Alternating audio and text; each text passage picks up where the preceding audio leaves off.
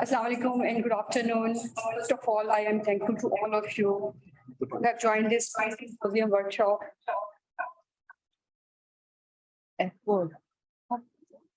Sorry.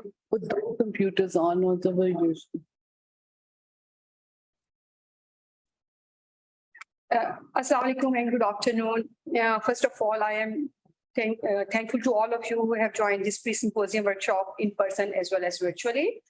I'm Najma, Paediatric oncologist, and the moderator of this session. Dr. Tariq Latif will accompany me in this session virtually. So the focus of this workshop is to address the multidisciplinary management of challenging cases of the germ cell tumor. The highlights of this workshop includes a talk by Dr. Ataul Rahman was on the case-based discussion of the germ cell tumor classifications. The second talk is by Surgeon Dr. Abdul Hafiz. He will join virtually. And in the last, we have mock MDT, which will be presented by Dr. Sania.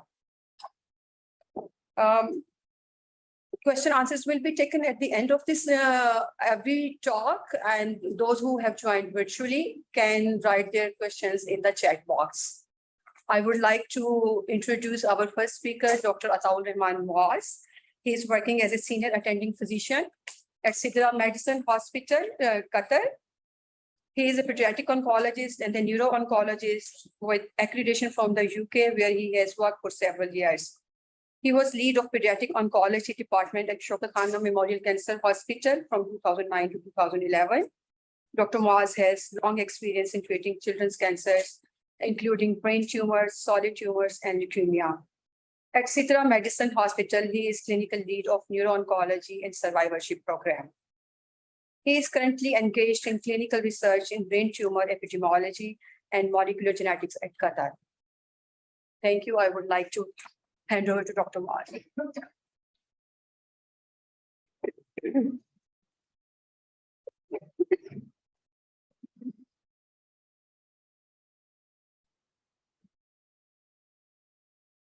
How do I load my presentation?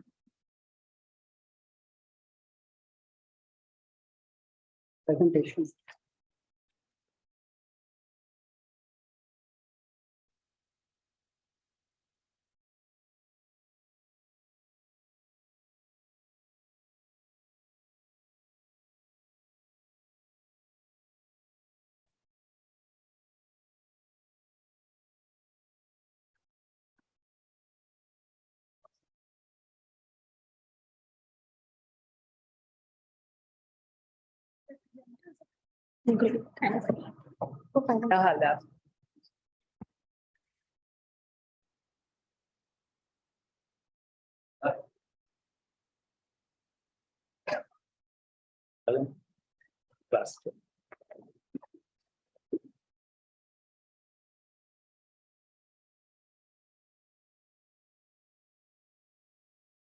Assalamu alaikum.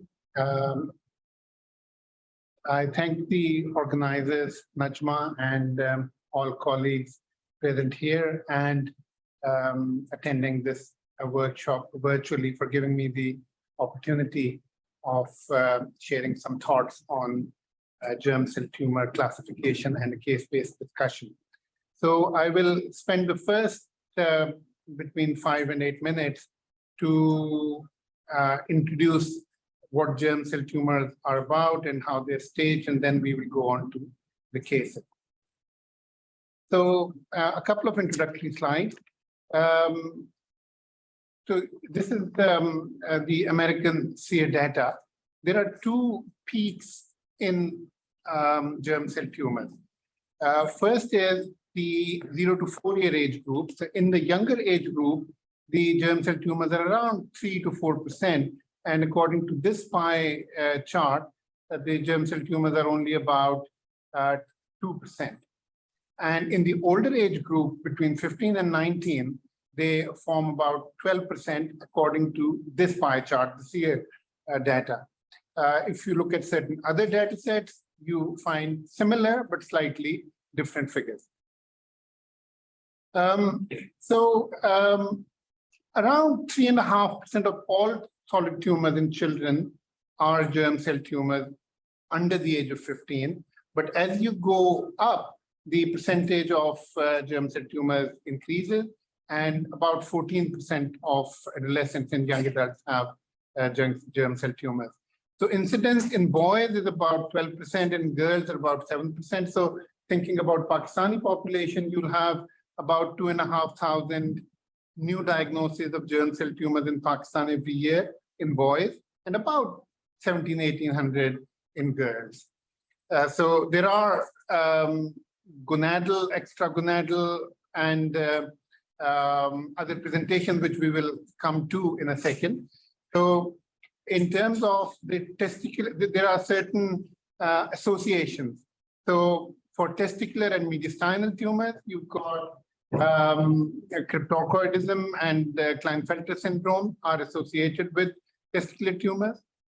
Turner syndrome is associated with ovarian tumors, and certain syndromes such as Fraser syndrome and Swyer syndrome, which are syndromes of ambiguous genitalia, are associated with streak gonads. A word or two about the development of germ cell tumors. So this is a schematic representation of a human embryo at around 7 weeks of gestation. So the primordial germ cells, totipotent primordial germ cells, start off from the yolk sac and move along the sympathetic nerve route and move to their final destination, which is called the genital ridge. And that is where it should stop. But obviously, because of the germ cell tumor formation, something goes awry, and then they continue their migration along the sympathetic chain, along the midline to retroperitoneum, mediastinum, and into the brain as well. On the frame on the top right corner of your screen just shows a fetal ovary at 18 weeks, which shows all three cell types which can give rise to germ cell tumors. So on the top is the epithelial neoplasms, which are more the adult type of tumors. Then the sex cord tumors, the granulosa or Sertoli cell tumors, and the germ cell tumors right at the bottom. So a model of germ cell tumor development, if you look at the left-hand side of the screen, between the blue and the yellow bit, there is this disc which is called the embryonic disc. That goes on to form the embryo. This is your, this is early on in the development. So there is embryonic differentiation and extra-embryonic differentiation, which becomes relevant a little bit later on. So if you look at the model of differentiation on the right-hand side of the screen, the direct descendants, the direct children of pluripotent germinal state cells, you will have the seminomas in testes, dysgerminomas in ovaries, and anywhere else the same cell would be called germinoma. So those are the germinomatous germ cell tumors, which are direct descendants of the pluripotent germ cell. If you've got embryonic differentiation, and after that the malignant transformation occurs, you have embryonal carcinomas, and they then differentiate into, because embryonal carcinomas have all three layers of mesoderm, ectoderm, and endoderm, they develop into teratomas, both mature and immature. And the extra-embryonic differentiation, of course, leads to either yolk sac tumors and choriocarcinomas. The yolk sac tumors are associated with high levels of AFP, and choriocarcinomas, of course, high level of beta HCG.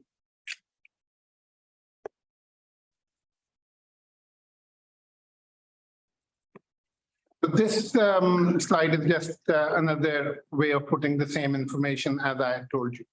So in terms of the genetics, there are single nucleotide polymorphisms in the KIT LG gene, which are associated with the development of germ cell tumors, and several implicated pathways have been listed. And there are genetic changes in adult as well as pediatric tumors.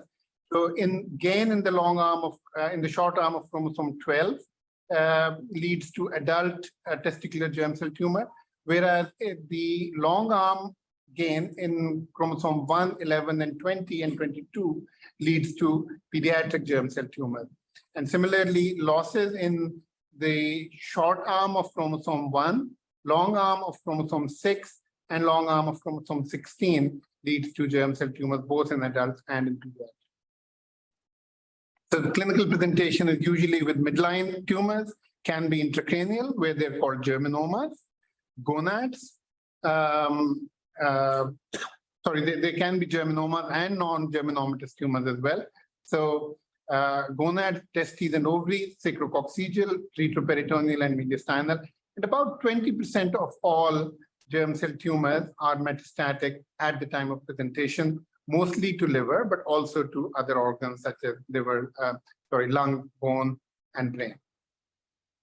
So these are the three most common types of germ cell tumors seen. The one on the right-hand side, C first, not A first. So this is the gonadal and ovarian dysgerminoma. Then the middle picture is that of a sacrococcygeal teratoma, and then a mediastinal germ cell tumor on your left-hand side of the screen. So we will come back to these cases in a few minutes after I describe some of the characteristics. But just to give you a taste, my first case will be that of a sacrococcygeal teratoma. The second will be a testicular yolk sac tumor. Third would be a mediastinal dysgerminoma. It should have said germinoma. And final fourth case is an ovarian dysgerminoma. So a word or two about the staging, the COG staging. You must have seen various staging systems, the FIGO staging, and so on and so forth. The COG have come up with a relatively simplified version of staging germ cell tumors. So there are three main types: testicular, extragonadal, and ovarian. Stage 1 to 4, quite intuitive, quite TNM type staging. So stage 1 testicular, if we stay on the left-hand side of the table, stage 1 testicular is complete resection with high inguinal resection and high ligation. Orchidectomy needs to have taken place, and with nodes negative. So that would be a stage 1 tumor. Stage 2 tumor would be either if the biopsy is transscrotal or there's a microscopic residue. So the bottom line is that if there is microscopic disease residual, like all TNM stage 2 tumors, if there is microscopic residue, there is the tumor is stage 2. And if the tumor markers fail to normalize, which is another way of saying that there is microscopic disease, that's stage 2. Stage 3 is retroperitoneal lymph nodes, but no obvious metastatic involvement. And stage 4 is distant metastasis. Talking about ovarian tumors, so like the testicular tumor, if the tumor is limited to ovary with negative peritoneal sampling, negative clinical, radiological, or histological evidence of disease outside the ovary. So you need to get a biopsy of the from the opposite ovary. You need peritoneal fluid sampling and so on and so forth. So if that's all negative, then it's a stage 1 tumor. Stage 2 tumor is with microscopic residue. So like in the testicular tumor, if the tumor markers don't normalize, that indicates that there is microscopic disease still present. And lymph node involvement, metastatic nodules, gross residual disease or biopsy only, contiguous visceral involvement, for example, omentum, intestine, and bladder, of which the tumor has been peeled off, but the margins are not clear. So if there is residual disease macroscopically, there is this is stage 3 tumor. And of course, the stage 4 tumors are those with distant metastases. Same principle for extragonadal germ cell tumors, complete resection at any site with negative margin. And in the case of sacrococcygeal tumors, you need to have coccygectomy as well as the teratoma itself. If there is microscopic residue, it's stage 2. If there is macroscopic, stage 3. And if there are distant metastases, stage 4 tumor. So there is, in the adult world, there is an international germ cell cancer collaborative. So they have, they started off by risk stratifying testicular tumors only, but it applies not only to testicular tumors, but others as well. So seminomas versus non-seminomas. So basically, so the testicular direct pluripotent descendant. So if there is no non-pulmonary metastases, so pulmonary metastases are allowed. If there are no non-pulmonary metastases, you have a good prognosis. If there is non-pulmonary metastases, there is still, it's not, it doesn't impart a poor prognosis, but it's the, it is given an intermediate prognosis. In the non-seminomas, for a tumor to be of good prognosis, it has to meet all of these criteria. So either the tumor is gonadal or retroperitoneal, and it has no non-pulmonary metastases. Tumor markers are either negative or below a certain level. So if all of these are present, then the tumor has good prognosis. For intermediate prognosis, as we said before, the tumor has to meet all of these criteria. So gonadal or retroperitoneal primary site, no non-pulmonary mets, and the tumor markers are of an intermediate degree. So HCG between 5 and 50,000, alpha fetoprotein between 1 and 10,000, and LDH between 1.5 to 10 times of the upper normal limit for your own institution. Now, coming to the poor prognosis non-seminomatous tumors, if it meets any of these criteria, the tumor will have a poor prognosis. So mediastinal primary would have a poor prognosis. Non-pulmonary metastasis would give a poor prognosis. And if any of these tumor marker elevation is present, then it'll have poor prognosis. So more than 50,000 HCG, more than 10,000 AFP, and LDH more than 10,000 of the institutional norm. In the pediatric world, there's a collaboration that you guys must be aware of for those of you who are practicing pediatric oncologists. So it's called MAGIC. Now let me remember one, Malignant Germ Cell International Collaborative. I think that's what it stands for. So consortium. Consortium. Okay. All right. So with that, they analyze. This is a UK and COG collaborative, and they have analyzed over 1,000 cases retrospectively, and they've come up with these risk factors. So low, intermediate, and poor risk. The risk factors are age and non-testicular primary, basically.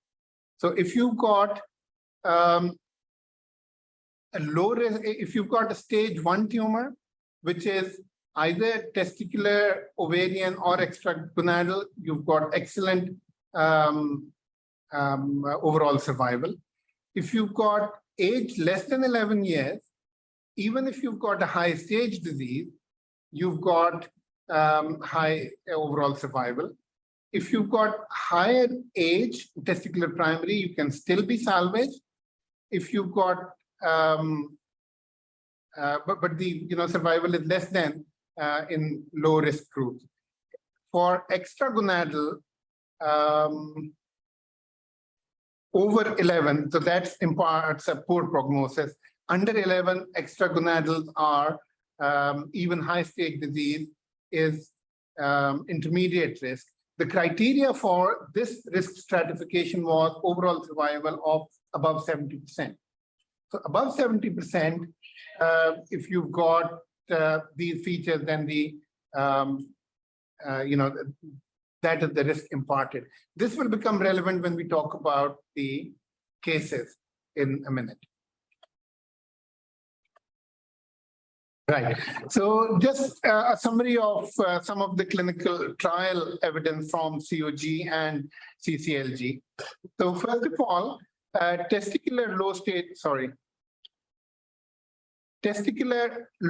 tumor, testicular stage 1, surgery only, event-free survival 79 and overall survival of 100%. So what that tells you is that about 20% of children who will have all the required parameters to qualify for a low stage 1 tumor would still be at a risk of relapse.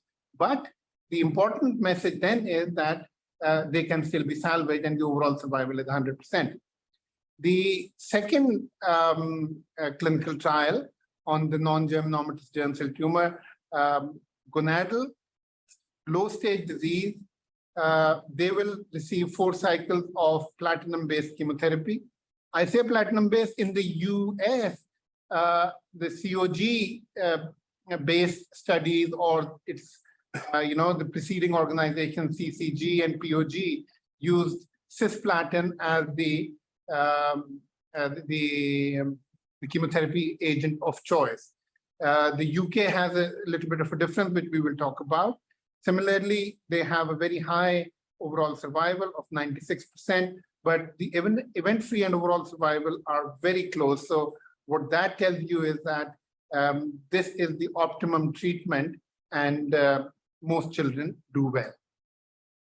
For germinomatous and non-germinomatous high stage disease, this clinical trial POG 9049 and CCG 8882 trials looked at the standard dose cisplatin versus high dose cisplatin randomization.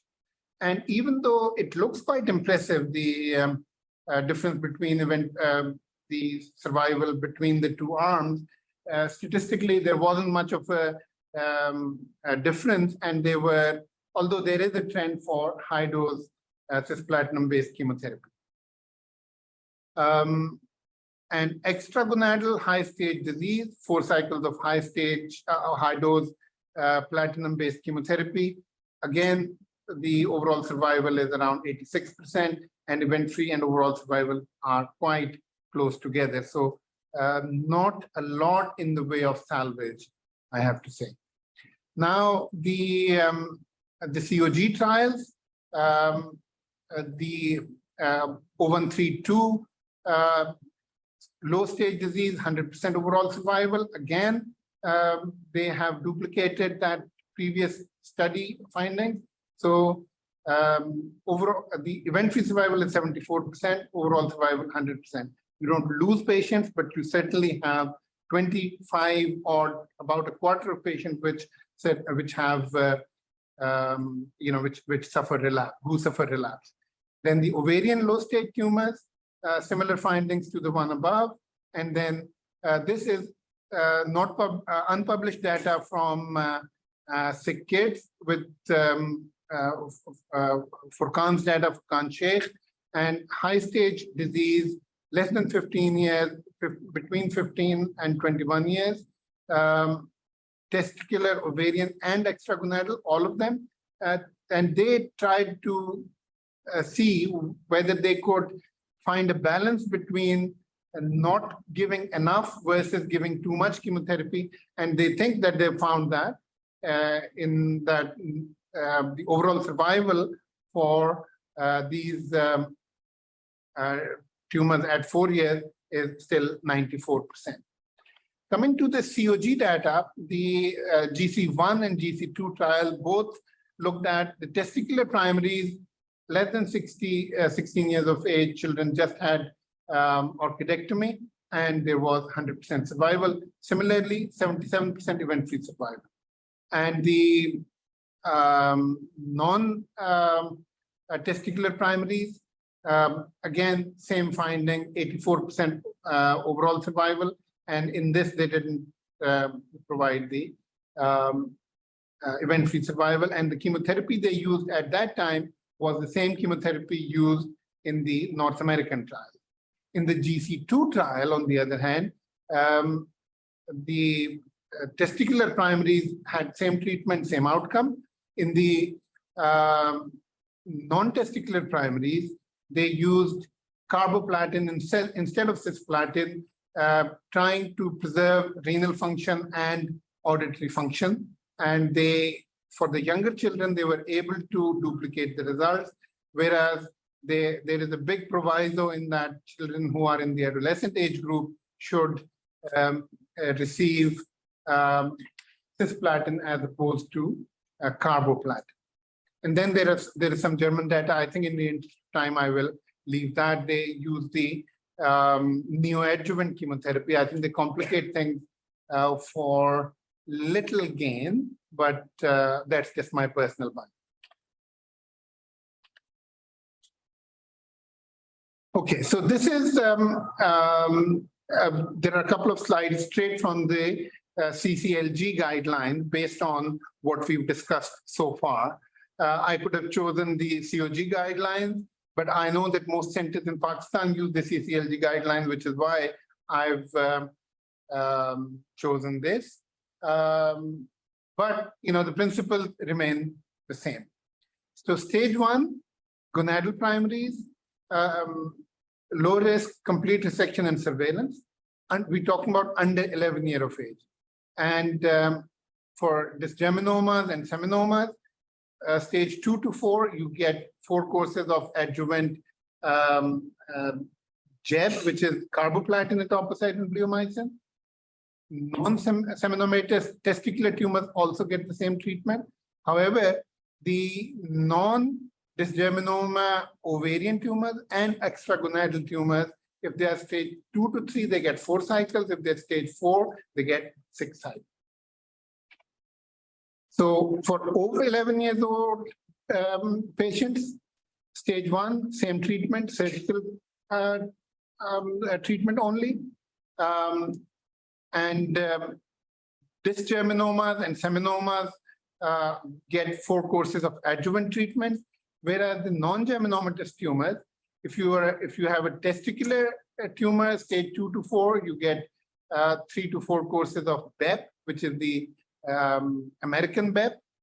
If you've got stage 2 to 3, same treatment. If you've got stage 4, you get randomized treatment. Sorry, I've lost my cursor there. So, and if you've got extragonadal high stage disease, non-thoracic, you get P3 BEP. If you've got thoracic primary, you get alternate cisplatin-based treatments like TIC and other regimes. So just one slide each for all the various clinical scenarios. Sacrococcygeal tumors are usually picked up either antenatally or in the neonatal period because of the obvious swelling. Majority are female by a factor of 3 to 1. They're either teratomas or they have a teratoma with a yolk sac component. Older children also can present with sacrococcygeal tumors. And the usual presentation is either buttock asymmetry or pain in sitting or the bladder, bowel, or limb dysfunction. And a malignant transformation can occur to yolk sac tumor. So testicular germ cell tumors are usually in 2 age groups, painless swelling of one of the testes, typical age either before 4 years of age, which is a pure yolk sac tumor or teratoma, and after puberty, which is usually a mixed germ cell tumor or a seminoma. And differential diagnosis is rather big, so you've got to be careful. So hydrocele, infection, torsion can all present same way. Sex cord, stromal tumor, leukemia, and paratesticular rhabdomyosarcoma in similar way. How am I doing for time? It's 30 minutes now. Okay, so 5 minutes. okay, all right. So I think in that case, in the interest of time, I will leave the subsequent theoretical descriptions. Let's go to cases. Okay, so first case, these are all real cases from my center. I think for 3 of these, I was the primary. For the 4th, it's one of our colleagues. So 2-year-old female presented with the swelling in the lower back without any other complaints. So we've selected the sagittal tumor. This is what happens if you ask a radiologist for help. So different sequences for this is T2. This is then coronal stir, and then this the image D shows you multiple pulmonary mets. We didn't pick a chest CT in this particular case because I mean I could have chosen that, but my radiology colleague just I think showed this. And later on, this girl also developed a couple of metastases in the brain. AFP was high, but not very high. Beta HCG was also slightly high. So histopathology came back as sacrococcygeal teratoma with predominant germs, yolk sac component. So how do you stage this tumor? Extragonadal. It has distant metastases. So it belongs to, if there's a non-seminomatous tumor, it has non-pulmonary metastases. It has AFP of more than 10,000. So this is a poor risk tumor.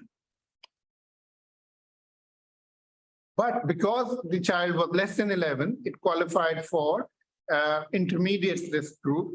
The survival, overall survival for these children is above 70%. So it qualifies for extragonadal, but that is just a prognostication, not your disease, as in your risk treatment stratification. So how do you treat these? Based on these guidelines, non-dysgerminomatous tumor, which is extragonadal, stage 4, so should receive 6 courses of JEB. That's what she received. Unfortunately, she relapsed with brain primaries several months later. Second case, testicular yolk sac tumor. So this is a 2-year-old boy. Remember, we said under the age of 4 or around puberty. So 2-year-old with a left testicular swelling, no other swelling.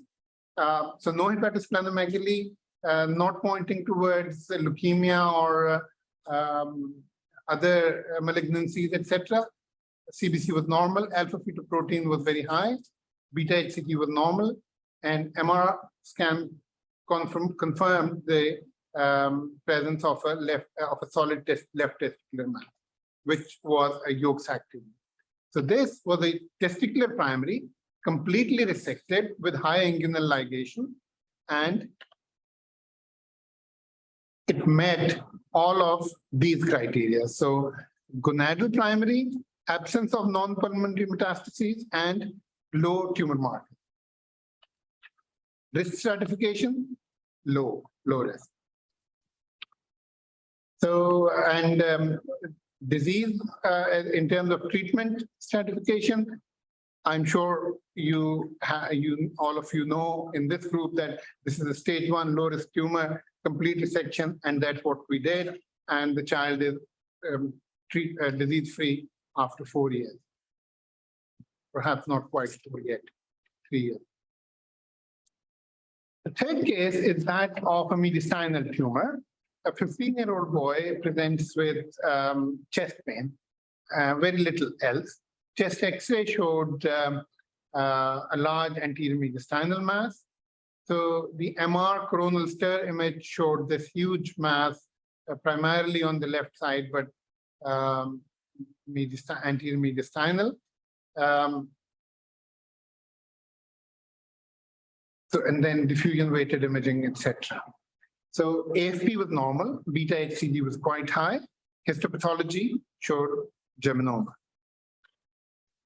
So coming to the staging of these tumors, so it's an extragonadal tumor with lymph node involvement, gross residual disease. He only had a biopsy at the time, treated with chemotherapy first. So stage 3 tumor with mediastinal primary. And for you to have a poor risk tumor, you only have to meet one of these criteria. So he met the criteria of having a mediastinal primary. So in terms of the risk group, it is a poor risk group because the age is 11, more than 11. The location is non-testicular, and the risk is, and the COG stage is high stage disease. The treatment group, stage 2 to 4, 4 courses of JEB, and the child is doing, the young man is doing very well 2 years later.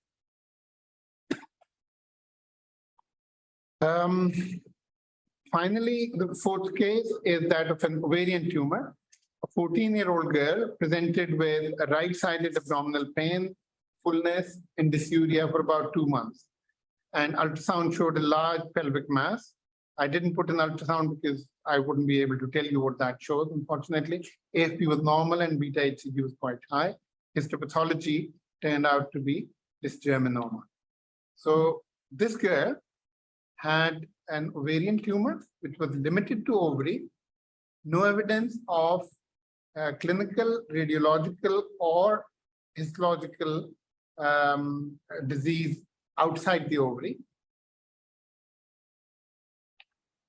Non-seminoma and gonadal primary with, the risk group of low, all the low risk parameters. So comes back as low risk tumor and overall survival more than 96%. And that is how she was treated. So in summary, it's a rare group of tumors in the pediatric age group, more common in the adolescent and young adult age group. Overall prognosis is excellent. Primary surgery is curative for low stage tumors. Platinum-based chemotherapy has stood the test of time. Metastatic and relapsed patients can also achieve cure. Several relapse strategies, which obviously I didn't mention in the interest of time, are in use and at trial stage, including high-dose chemotherapy with stem cell risk. I thank you very much. These are just a couple of stadia for the World Cup that's going to start soon in Qatar, where I work. Thank you very much. Thank you, Dr. Waz, for a wonderful talk on the classification of the germ cell tumor, its prognostic factors, and the risk group assignments. Our next speaker is Dr. Abdul Hafiz. He is going to talk on surgical approaches to the germ cell tumor case-based discussion. Dr. Abdul Hafiz will join us from the St. Jude Children's Research Hospital in Memphis, Tennessee. He is a pediatric surgical oncologist with training from the UK. He has over 20 years of experience in his field. His research interests are in the surgical care of pediatric cancers in low-resource settings and new surgical techniques for pulmonary metastasis. Over to Dr. Abdul Hafiz. Thank you. Assalamu alaikum wa rahmatullah. I can share my slides, is that correct?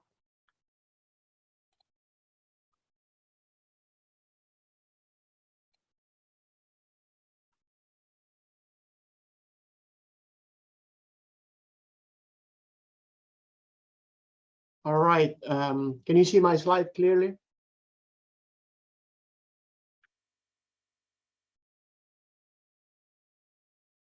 Can you hear me?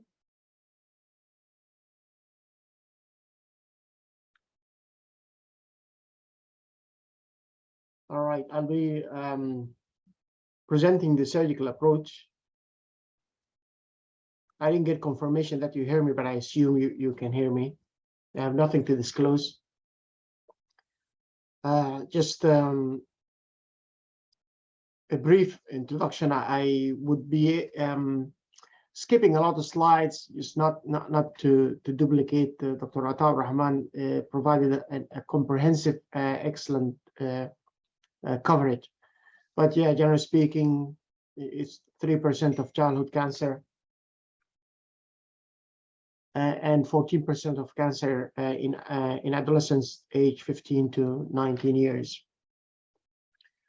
Extragonadal, mostly the mediastinum is the most common primary site for the extragonadal in older children and adolescents, while the sacrococcygeal teratoma is the commonest for less than 4 years. The gonadal are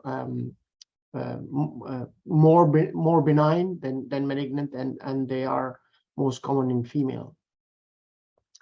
Well, we've seen all the different location, and we'll skip that and the embryology part of it. But basically, there is factors are abdominal and descended testes, gonadal dysgenesis, Klinefelter syndrome for mediastinal germ cell tumor, Sever syndrome for gonadoblastoma and seminoma, and Turner syndrome for gonadoblastoma and dysgerminoma. And the prognostic factor include age, stage, primary site, tumor marker decline, histology, and the presence of gonadal dysgenesis as a poor prognostic factor. The workup will include general laboratory tests, complete blood count, and comprehensive metabolic panel, and including tumor marker, alpha-fetoprotein, PDHCG, LDH. The primary site imaging of choice maybe MRI. The figure shown in the slide shows basically a prenatal diagnosis of a fetus with sacrococcygeal teratoma with a fetal MRI. For a metastatic workup, CT chest is to screen for pulmonary metastasis is the commonest site. However, when clinically indicated, radionucleotide bone scans or MRI brain will be added when clinically indicated.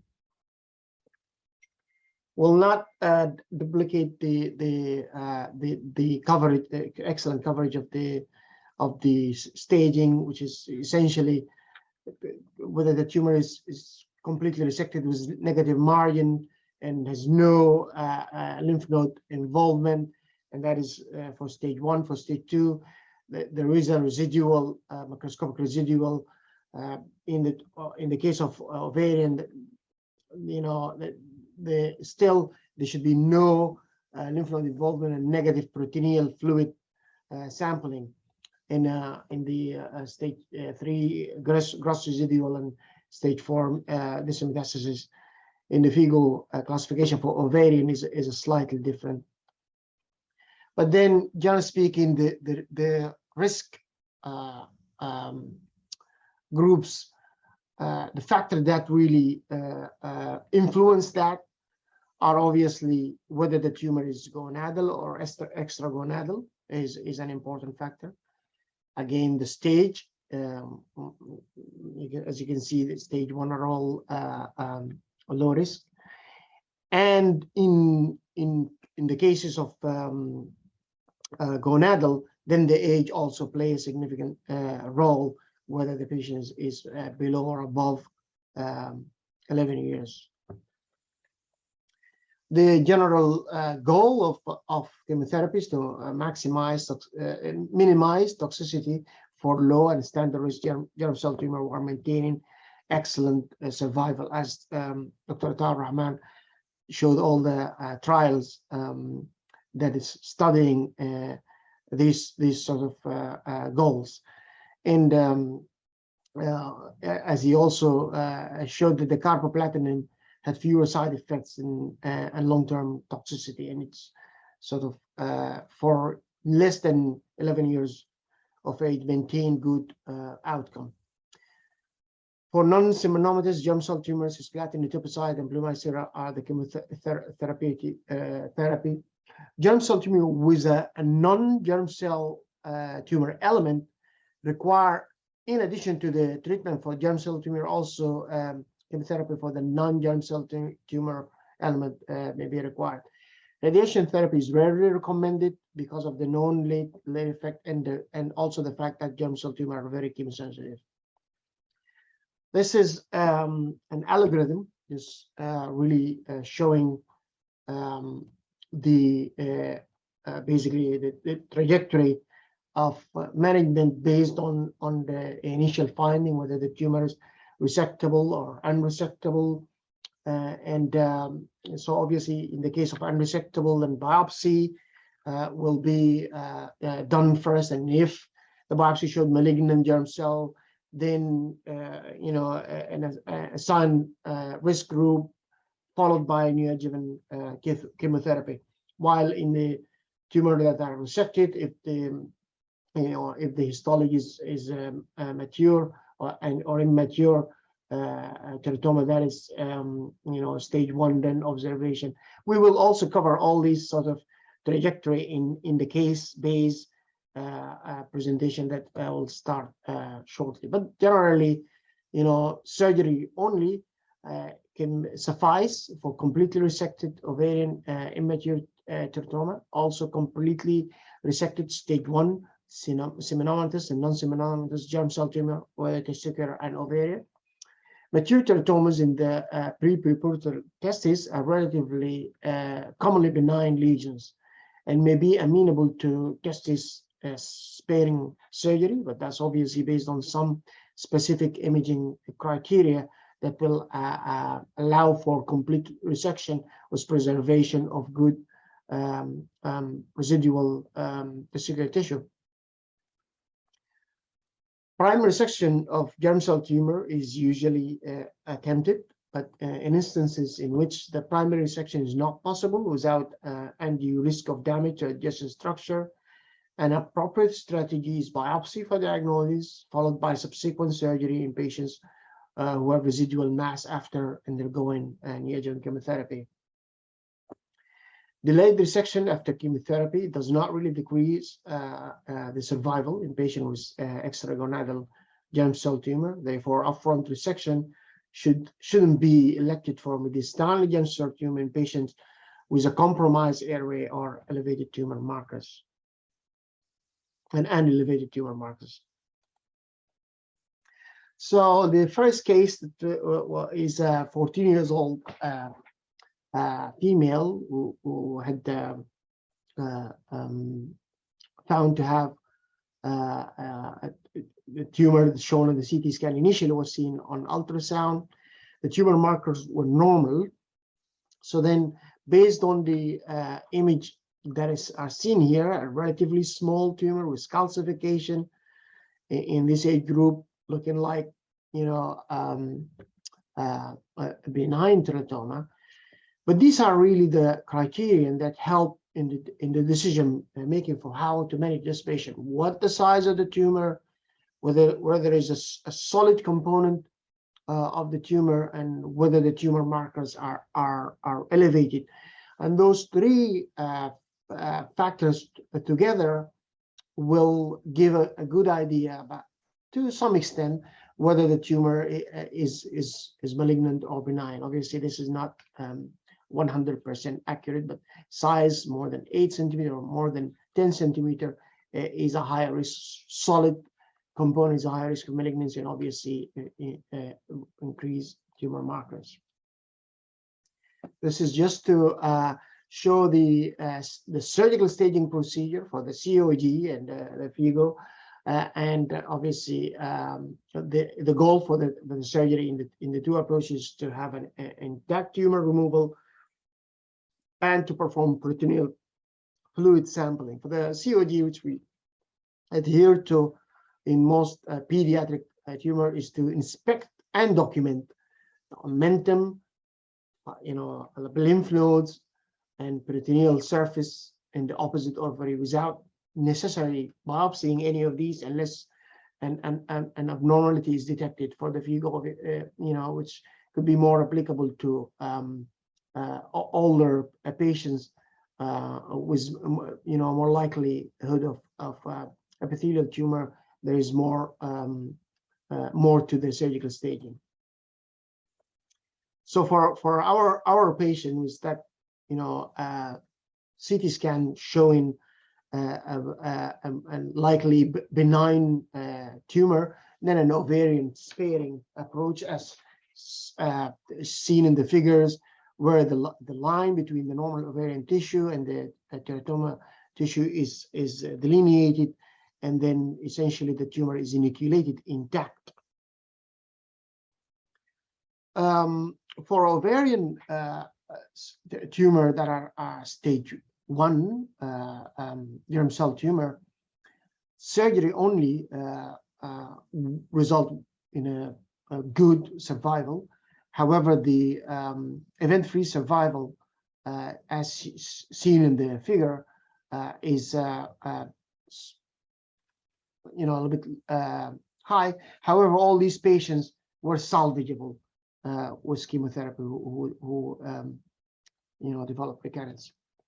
Our second patient here, a 14 years old, presented with abdominal pain and a large mass, and found to have a high alpha-fetoprotein, and also found to have, as seen on the imaging, a liver metastasis and lung metastasis. So obviously for this patients, with a really challenging resectability and also a metastatic disease, and an appropriate approach is to go for biopsy first, which showed mature teratoma and yolk sac tumor. So then the patient underwent chemotherapy, and that resulted in resolution of the metastatic disease in the lung and the liver, followed by resection, which essentially histologically showed teratoma and necrosis and no viable yolk sac tumor. For this patient with a large cystic ovarian lesion, and obviously in the context of no criteria suggestive of malignancy and normal tumor marker, and a safe approach is to attempt a minimally invasive approach, as shown in this figure, where actually a bag is glued to the surface through a smaller incision, glued to the surface of the cyst, and then the cyst is emptied inside the bag to prevent any level of spillage, and then that facilitated the delivery of the cyst extracorporeal for resection. This 2 years old who presented with asymptomatic testicular mass, was found to have a solid component of 3.5 centimeter on ultrasound. Its chest X-ray was normal. CT abdomen was negative for any lymph node involvement, and alpha-fetoprotein was raised. So the appropriate next course of action for this patient was it is suggestive of malignant germ cell tumor of likely low stage, is obviously upfront inguinal archiectomy. And so then after that, histologically the margin was found to be negative. There was no enlarged lymph node on the retroperitoneum, and the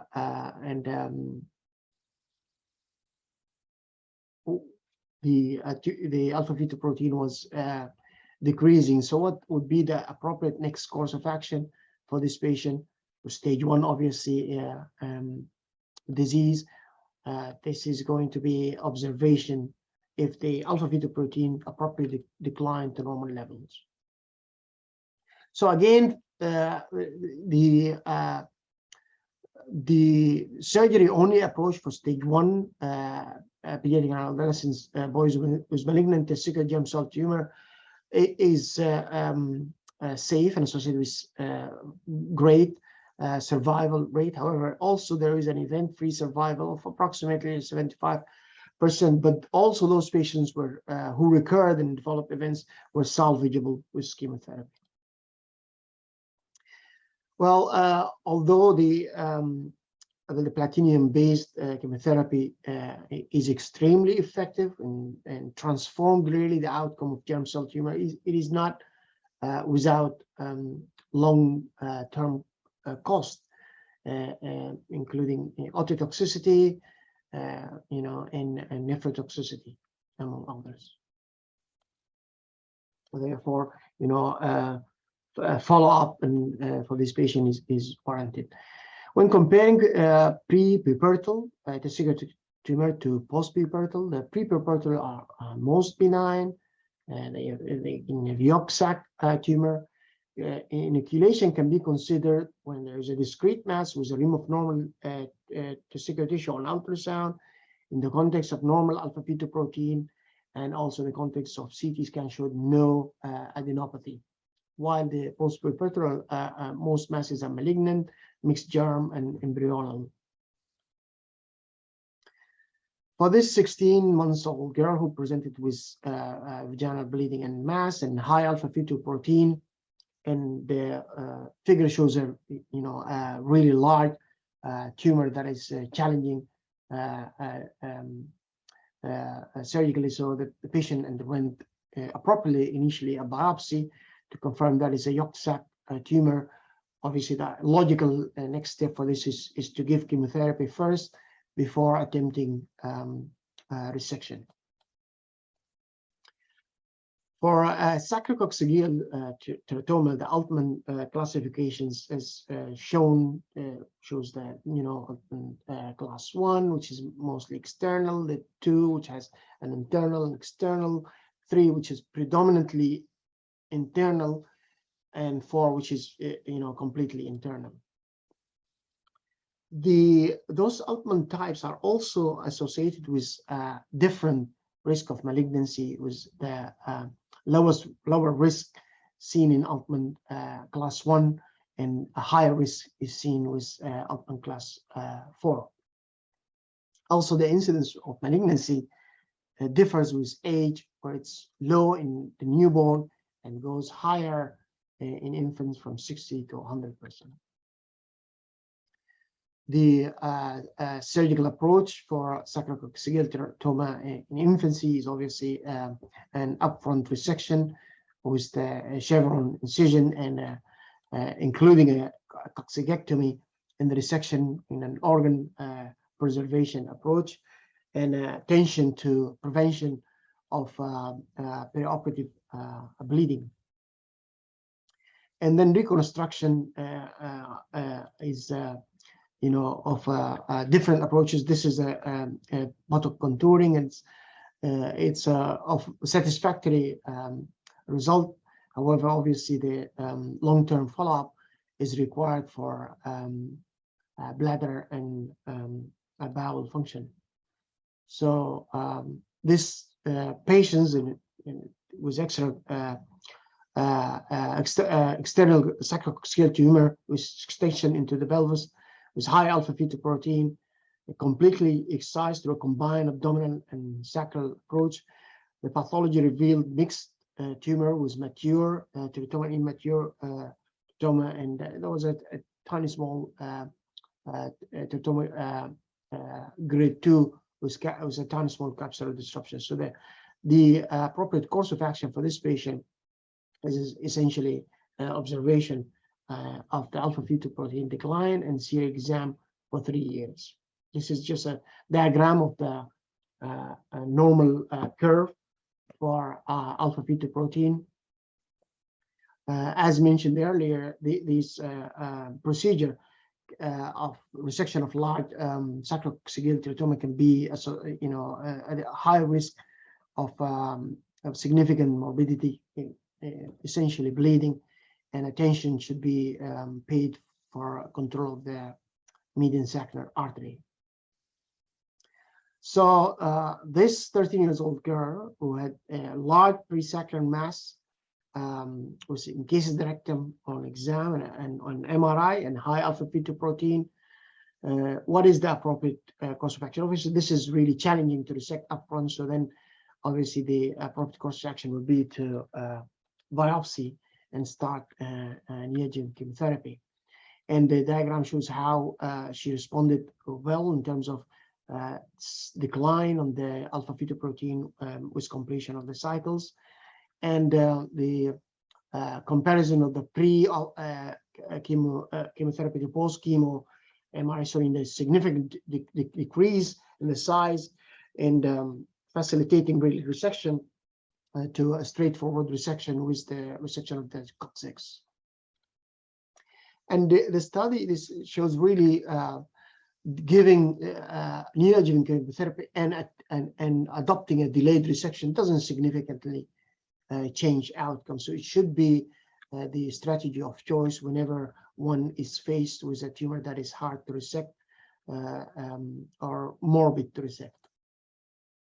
So this 17-year-old boy who presented with orthopnea and high alpha-fetoprotein, as from the history and the imaging, one can appreciate the airway compression, the orthopnea, and the caliper of the trachea. And these are really alarming signs that would,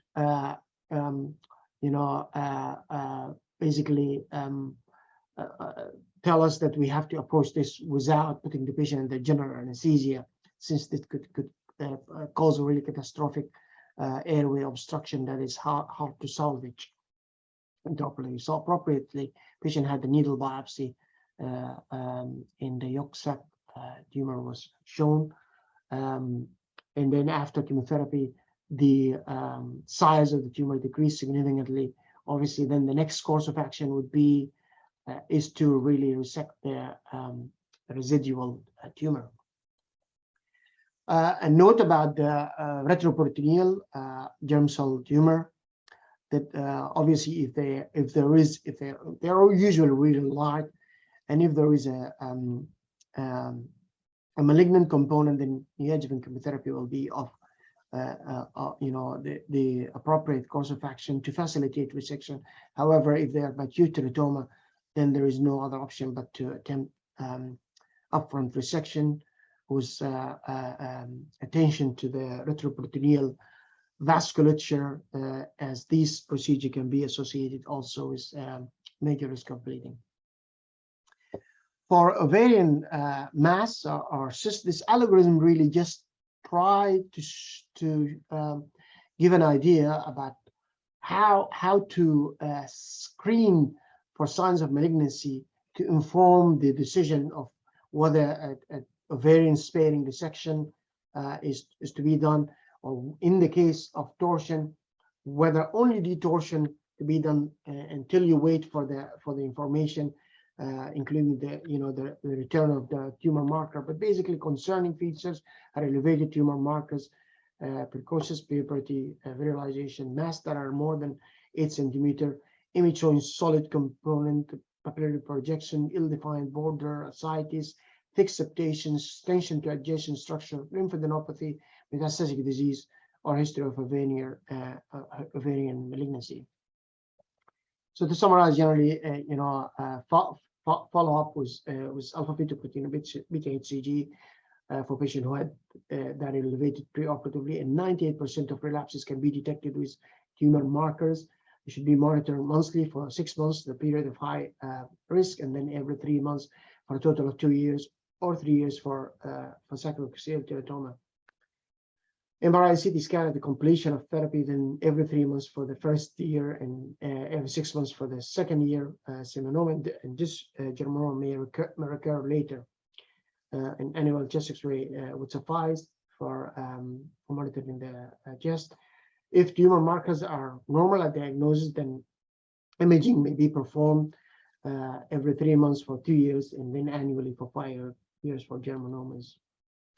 Survival overall is excellent. Some group have higher risk, which is the more than 11 years to stage 3 or 4, extragonadal disease of ovarian stage 4, which has less than 70% disease-free survival. Gonadal dysgenesis, ovarian non-testicular, the 3 years event-free survival of 67%.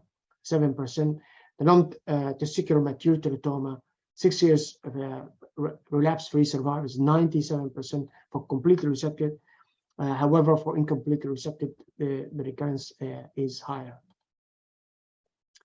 So in conclusion, surgery alone is adequate for therapy for stage 1 gonadal tumors. Platinum-based chemotherapy is extremely effective. The importance of accurate surgical staging cannot be overemphasized. Neoadjuvant chemotherapy and delayed resection result in excellent survival in unresectable cases. Ovarian preservation is possible in many ovarian benign tumors. Thank you. I'll be happy to answer your questions.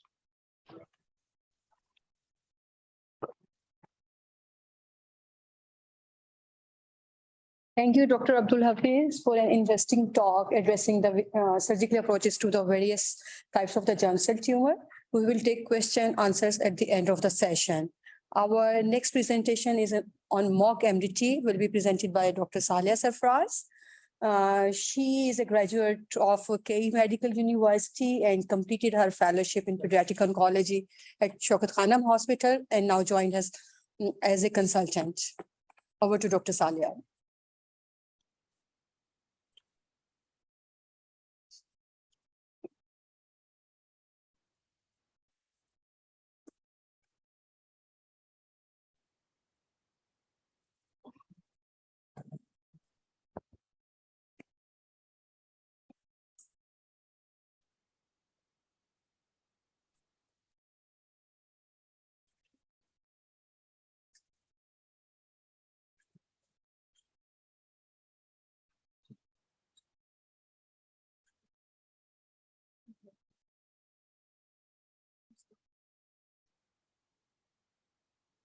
Assalamu alaikum. I am Dr. Salia Sarfraz from Paediatric Oncology, and I am going to present this session on multidisciplinary tumor board discussion.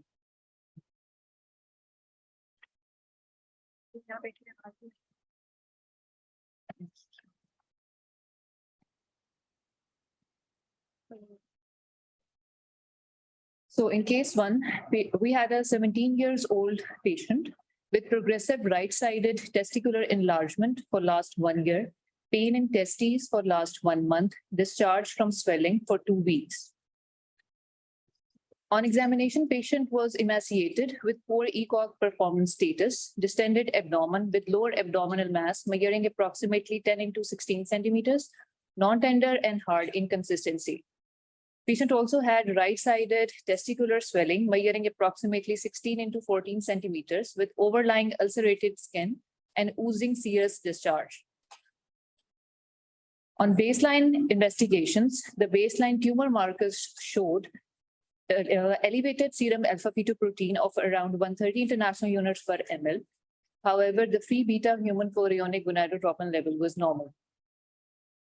Now I will request our fellow from radiology, Dr. Ali Zafar, to present the radiological images at baseline.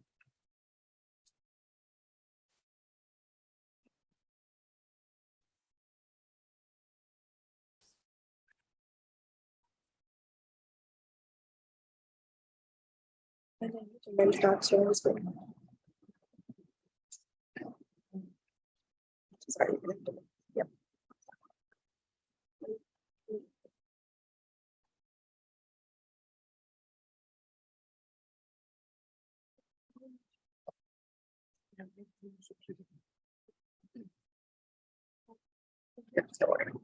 Thanks for calling me to explain these images, CT images.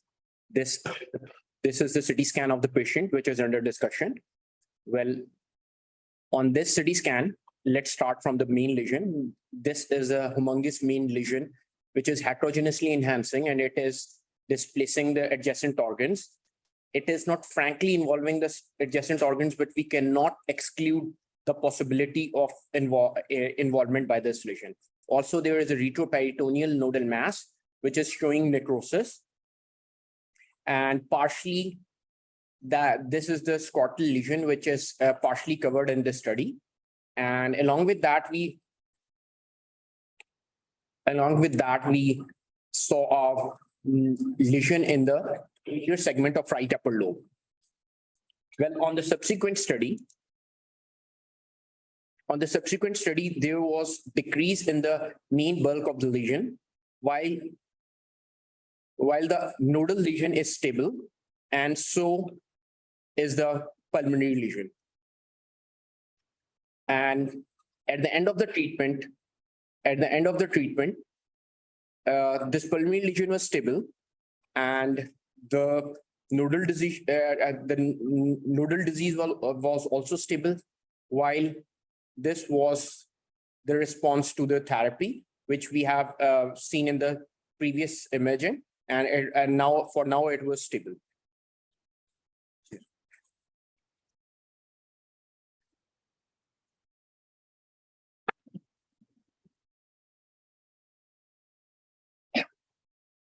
Okay, so in summary, at baseline, the CT chest abdomen pelvis showed a large abdominopelvic mass, right testicular mass with ulcerated skin, right-sided metastatic pulmonary nodule measuring 1 centimeter.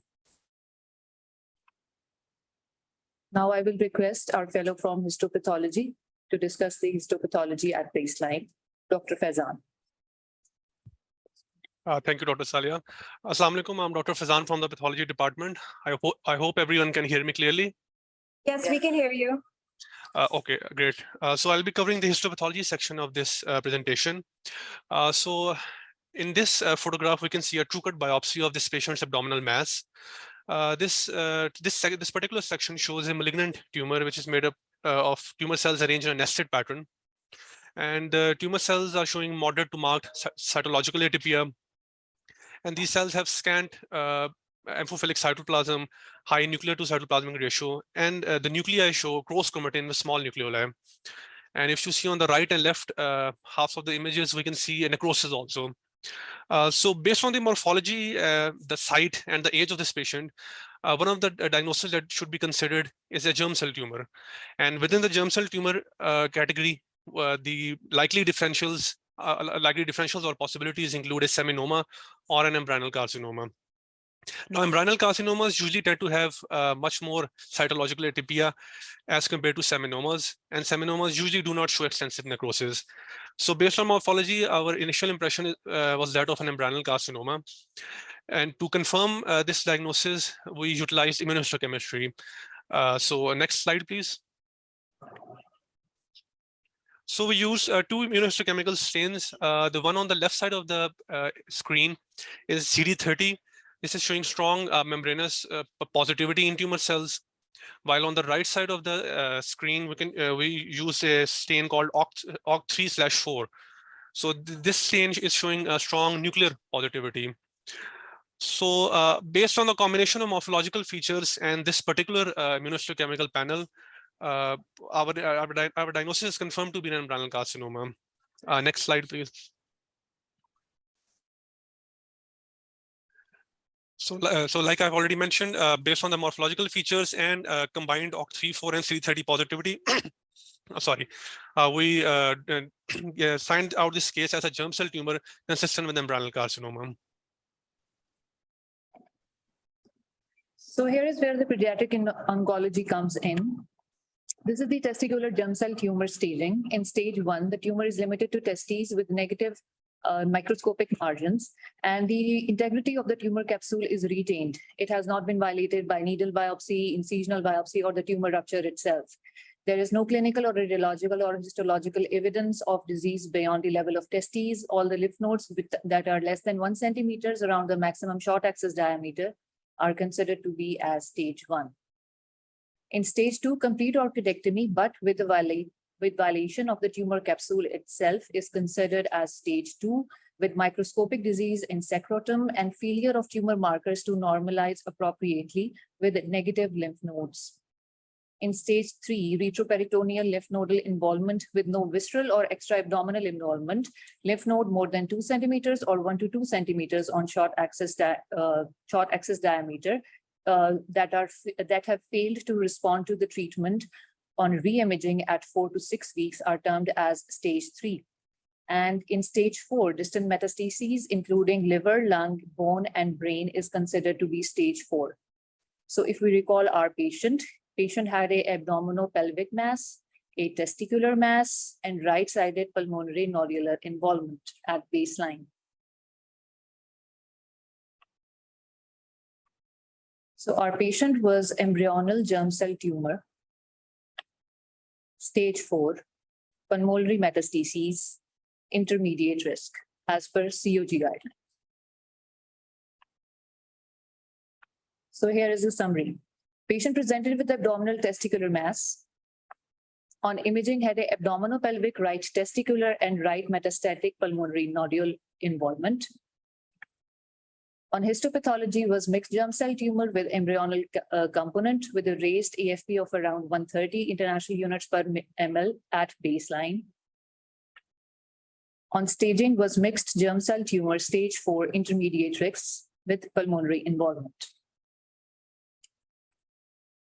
So we planned treatment for GCT, COG protocol, BAP chemotherapy, bleomycin, etoposide, cisplatin, 3 to 6 cycles, depending upon the interim scan. So during the course of disease, patient had poor quality of life with recurrent local infections, right-sided painful and fungating testicular enlargement. So we planned right-sided radical orchidectomy by inguinal approach and wide local excision of tumor in coordination with pediatric surgery. Now I will invite Dr. Reach from pediatric surgery to walk us through the surgical procedure of this patient. What stage was this? After two cycles. After 2 cycles. So was there any response in terms of? Will be discussed. Sure, after this. okay. So the surgery was done because of his poor quality of life. We did see some scans which were on therapy scans, right? The radiology saw. Yeah. So there was It will be again presented. It is. Go ahead. Okay, so surgery for testicular tumor, right metastatic germ cell tumor, embryonal carcinoma. We were called in with palliative intent to help improve the patient's quality of life. This is the preoperative picture. Before I move ahead, I'd like to disclose that consent was taken before sharing any of these pictures. So preoperatively, this was just the external scrotal lesion that was visibly apparent with oozing and purulent discharge. Intraoperatively, we basically planned a toilet surgery. A toilet surgery is basically to clean out the infected or necrotic mass. So we took out the mass and the vas and vessels. This is a picture of this specimen. As you can see, these are the vas and vessels attachment, and this is the right scrotal mass that we excised. Post-operatively, as you can see, our intent was palliative to improve the quality of life of patient, and the mass is gone. The painful, dragging, oozing lesion is gone. And then the patient was shifted back to pediatric oncology for further management. Thank you.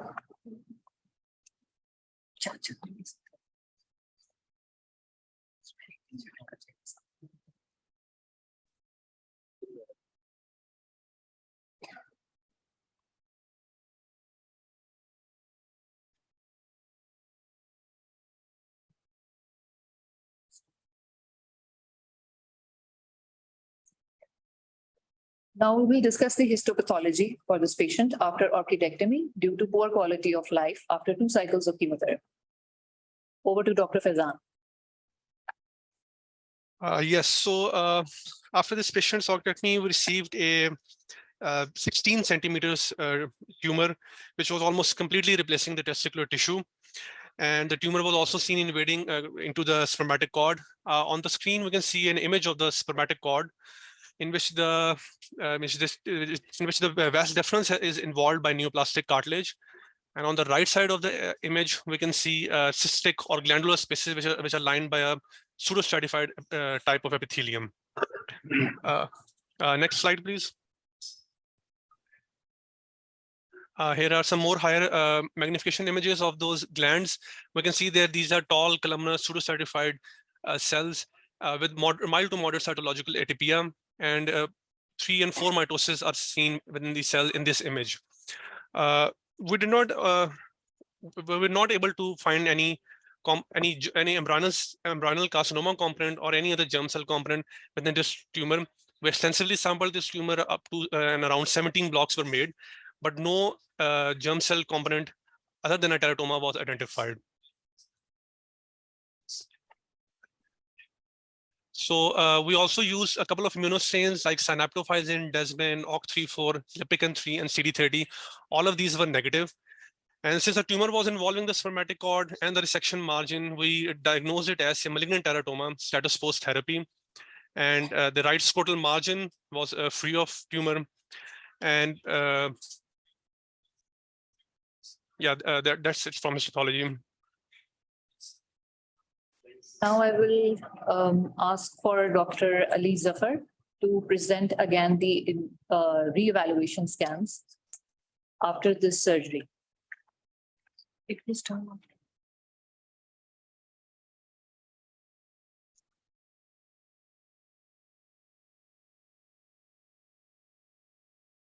Well, this was the first scan. Second one. Yes, just to again recall the picture, which was before treatment.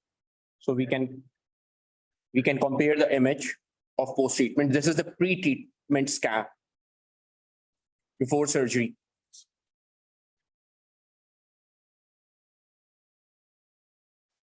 With pulmonary MAC and abdominal mass. So this is the interim scan in which After 2 cycles of chemotherapy. after 2 cycles of chemotherapy and the surgery. And in this, we can see that there is reduction in the size of the primary lesion in the abdomen. We cannot appreciate the scrotal lesion as that was removed. And as far as the para-aortic lymph nodes are they are of stable size, as well as the pulmonary nodule.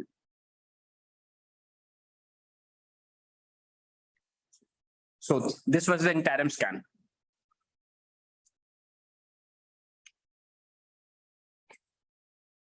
Okay, so the radiological imaging findings at re-evaluation after 3 cycles of chemotherapy showed partial response with decrease in abdominal pelvic mass with no significant change in retroperitoneal para-aortic nodal masses or in right-sided metastatic pulmonary nodule. So we had multidisciplinary meeting. As per pediatric surgical review, this residual mass was unresectable due to vascular involvement. So we gave the patient 3 cycles of Web chemotherapy, had to do right-sided orchidectomy due to poor quality of life and repeated infections. Post 3 cycles of chemotherapy, patient had malignant teratoma.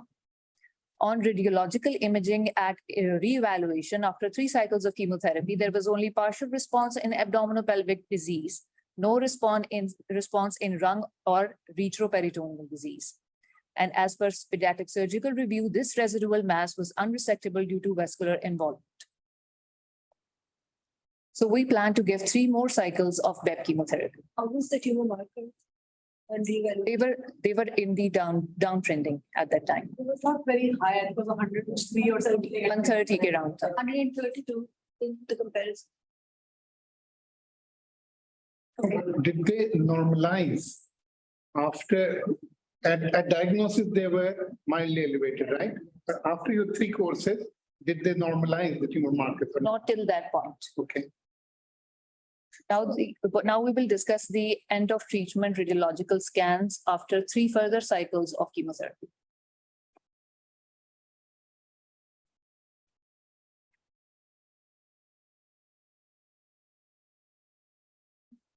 Well, this is the end of treatment scan.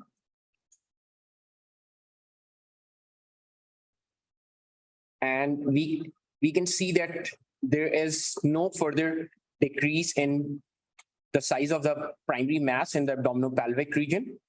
It is more or less the same as compared to an interim scan. And same stands true for this aortocaval nodal mass, and as well as for the pulmonary nodule. So from a radiological point of view, from interim to this end of treatment scan, there was no response at all. So I guess what would be everybody else's approach here to dealing with this patient? I think the debate even after 2 was since the resected total mass was all teratoma. It's probably, we can't know for sure, but maybe this is all teratoma. So at end of treatment, as per pediatric surgical review, the residual tumor at the end of treatment was still unresectable. In summary, the histology showed post initial chemotherapy of 3 cycles, we found the patient to have malignant teratoma. We plan to give 3 further cycles of PEP chemotherapy, with at end of treatment only mild enlargement of abdominopelvic masses, retroperitoneal and lung deposits. And at end of treatment, residual mass was still unresectable. And was the AFP at this stage, at the end of treatment? Was downtrending. Still elevated above normal, But but below- downtrending. Yes. Okay. So we plan for ultrasound guided multiple true cut biopsies of the abdominal mass, but it came out to be non-diagnostic. It only had, Active disease or they were necrotic? it had only skeletal tissue and fibrosis at that time. It was not the representative portion of the tumor. So it could be tumor, but like it's. Which are teratoma. So it Yes. can still be tumor, but it's not like an active malignant, it's a more mature compound. So, right, exactly. So the MDT meeting recommendations were to follow the patient at the end of treatment, to follow the patient with tumor markers, as at end of treatment, tumor markers were normal. Referral to thoracic surgeon to plan for pulmonary nodular excision if possible for definitive diagnosis of residual tumor at the end of treatment. Can I ask a question? I'm not pretending to have any expertise in the matter. And certainly it's not a part of your regular workup. But what's the role of a PET scan in finding whether there is metabolically active part of this tumor? Was one done? But there is data, there is literature, and we do them in some of our cases where the AFP was never high, like it. So it can be done. In this case, was it done? No, it was not. Was- That's a good thought. No. Right. So what happened? So we're just on follow-up, patients on follow-up, the AFP is normal, and refer to surgeon, I'm telling you, taken out. It was. No, it wasn't. So I suspect that with your, that there may have been embryonal carcinoma elements to it, as was diagnosed in the beginning. With your initial 3 courses, you converted all of that into mature teratoma, and that's what the patient has.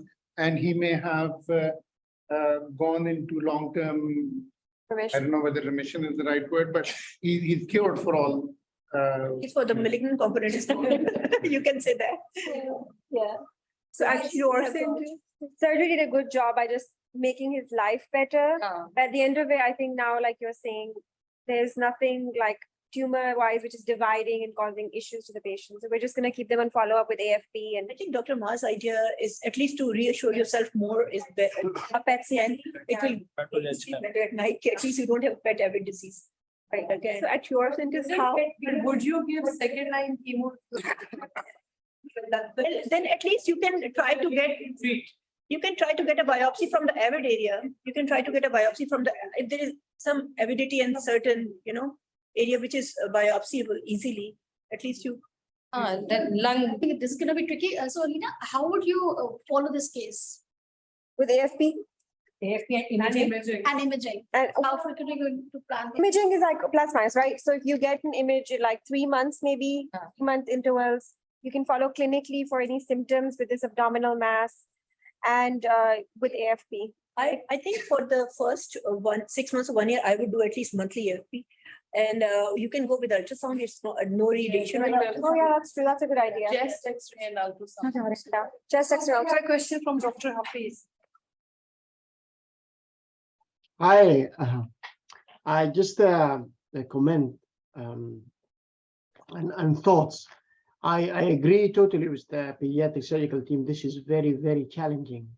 And if the image were shown again, it's especially the large lymph node that is situated between the inferior vena cava and the aorta. However, I think it is resectable. And maybe the best approach to resect it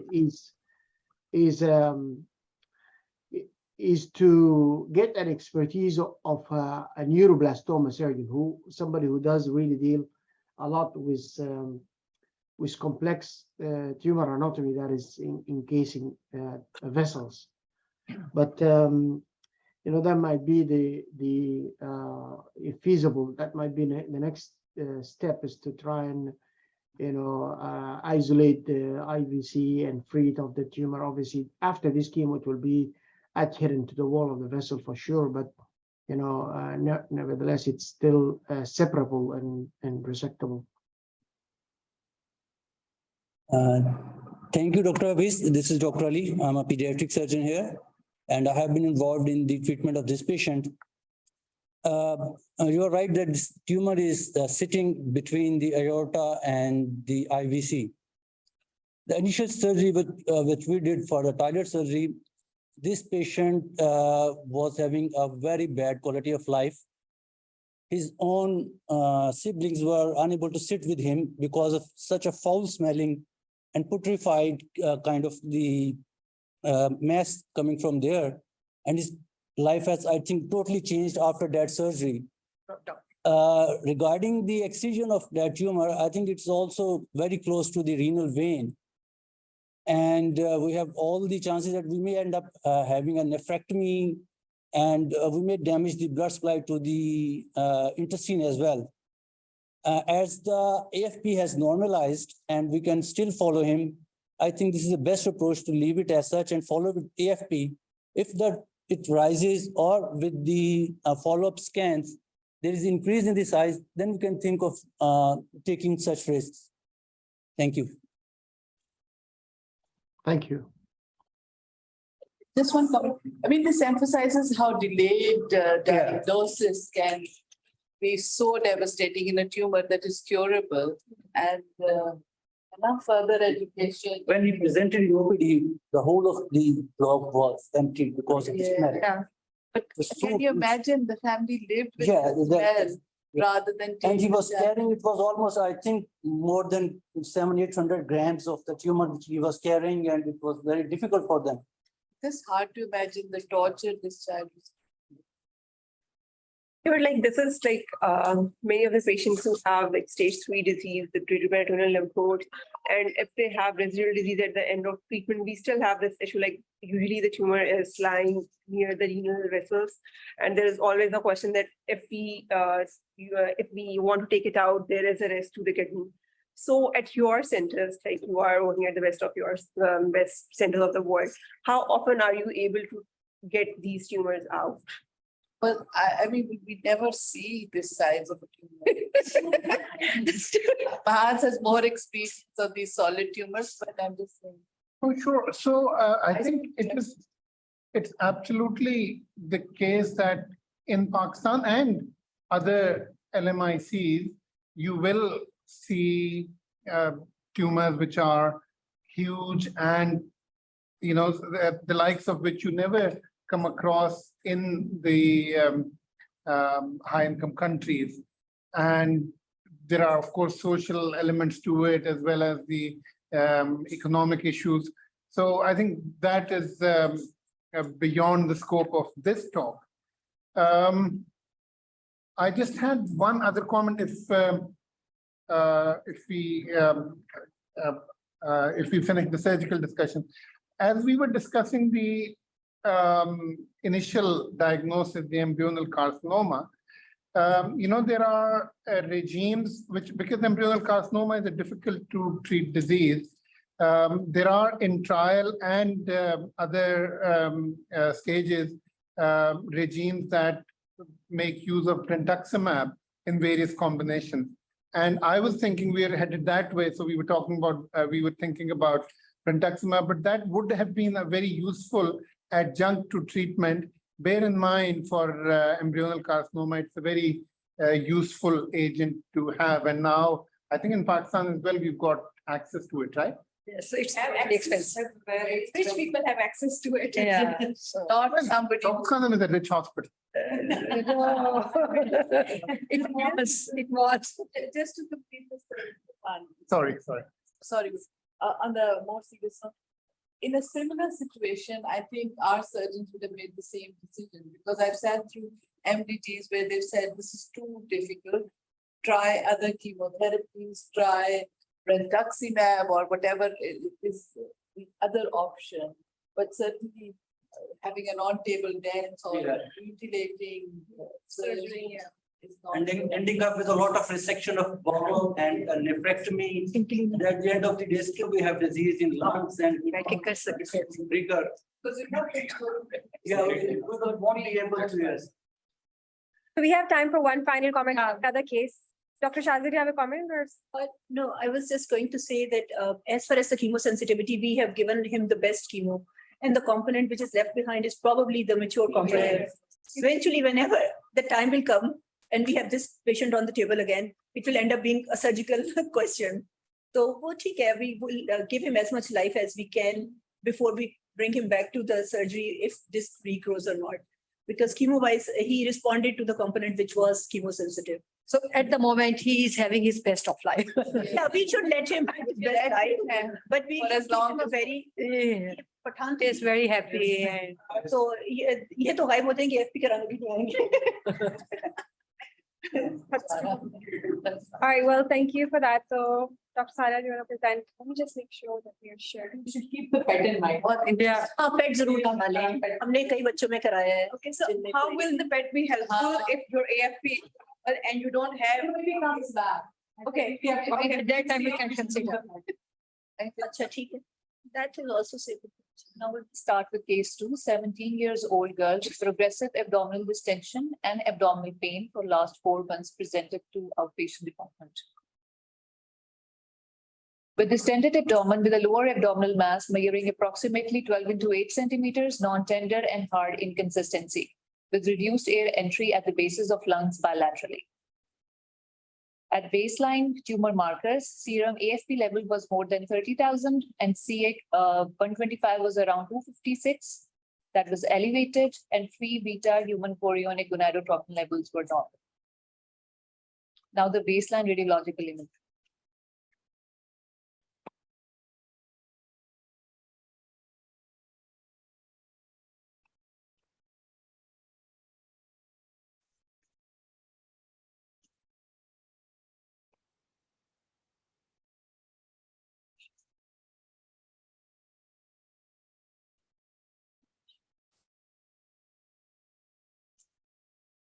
Well, this is the baseline CT study of that patient, which is under discussion.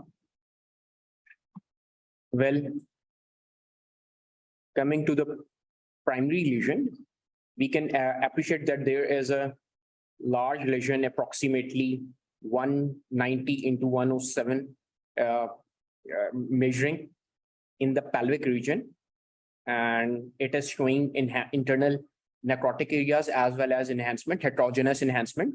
Also, we can appreciate that there is a omental deposit here, and there is a ascites. And within the chest, we can appreciate that there is bilateral pleural effusion with underlying compressive atelectasis. So, Sorry, can I ask? yeah. Can you identify one or both ovaries or no? No, we can't identify as it is a humongous mass. So it is displacing displacing the normal anatomy. So we localize in the city, we localize it by following the normal anatomy.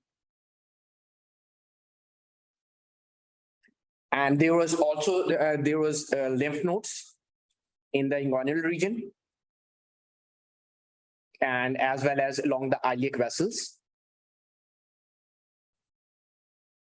and on the pelvic side walls. There is no other significant finding.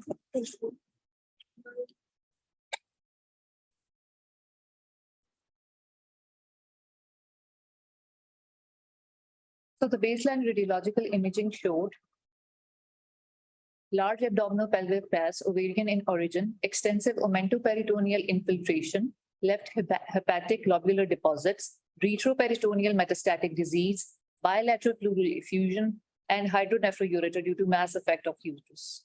So I guess we can't say if it's ovarian or origin based on just the imaging at this point. So the histopathology at baseline showed Dr. Fazan. Yes, so this is another core biopsy from the ovarian mass of this patient.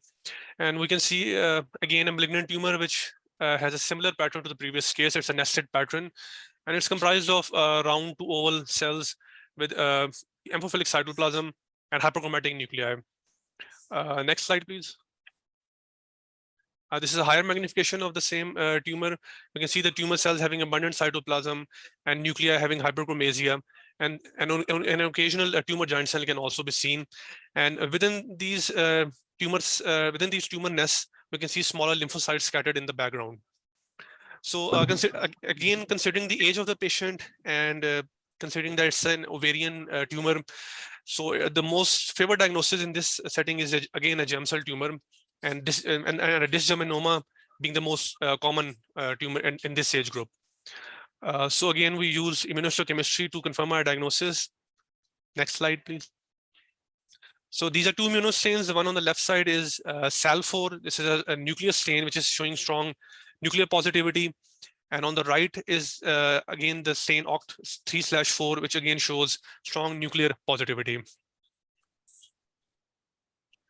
So with the compatible morphology and the immunostains OCT3/4 and SAL4 being positive and the cytokeratin being negative, we signed this out as a mixed germ cell tumor consistent with a dysgerminoma.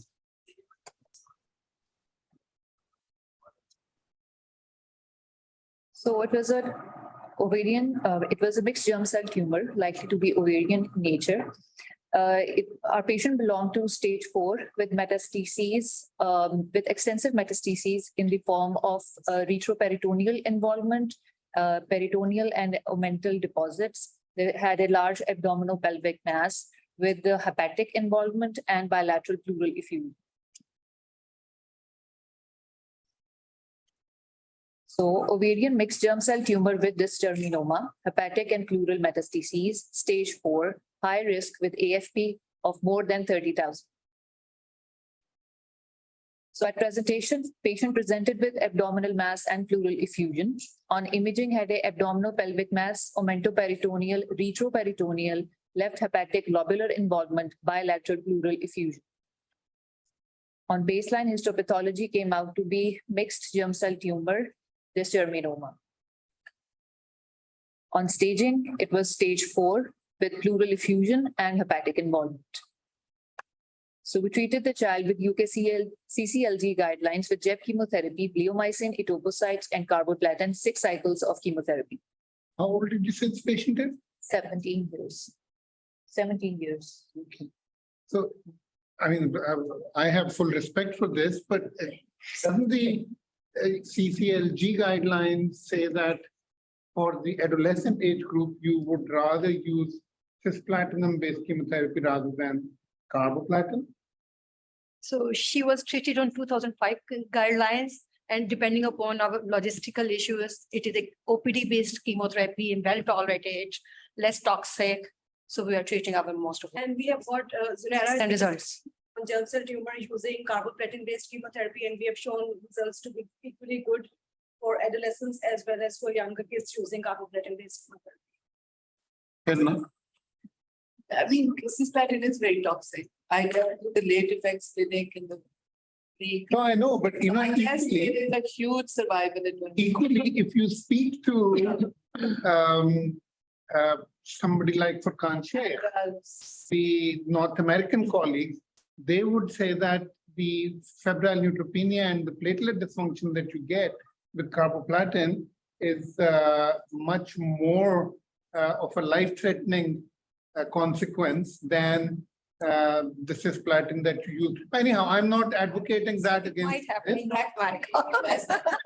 But it's well tolerated in this region. Maybe some genetic differences. Might be tolerated. It's short. Well, this is the CT scan of the patient after treatment, and we can see that the mass is reduced in size. We cannot appreciate ascites. We cannot appreciate any significant lymphadenopathy. And on the slices through the chest, we can't appreciate any pleural effusion and compressive atelectasis, as well as we can't appreciate any liver lesion.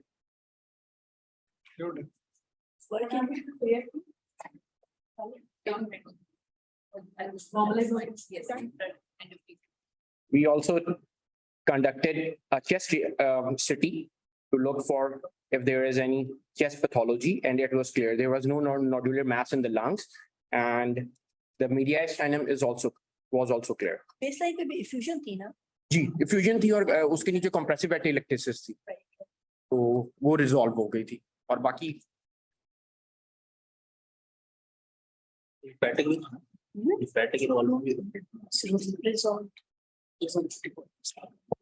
So as per the radiological imaging at end of treatment, there was partial treatment response with reduction in the size of right adnexal mass, omentoperitoneal disease, left hepatic metastatic involvement, with complete resolution of abdominopelvic ascites and bilateral pleural effusion.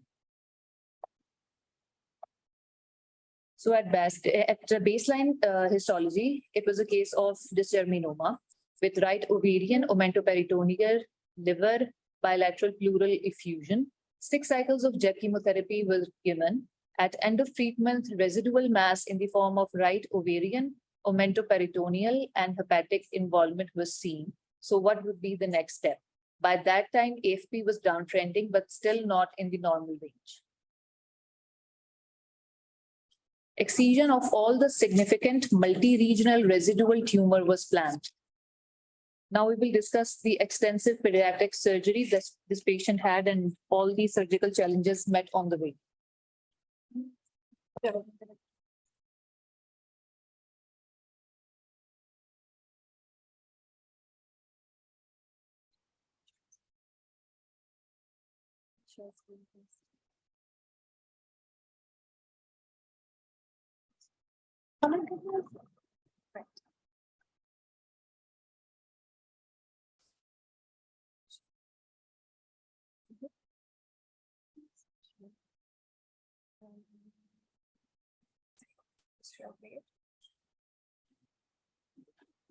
So I read again pediatric surgery. So I'm going to be talking about the role of completion surgery for this right adnexal mass, which was a germ cell tumor.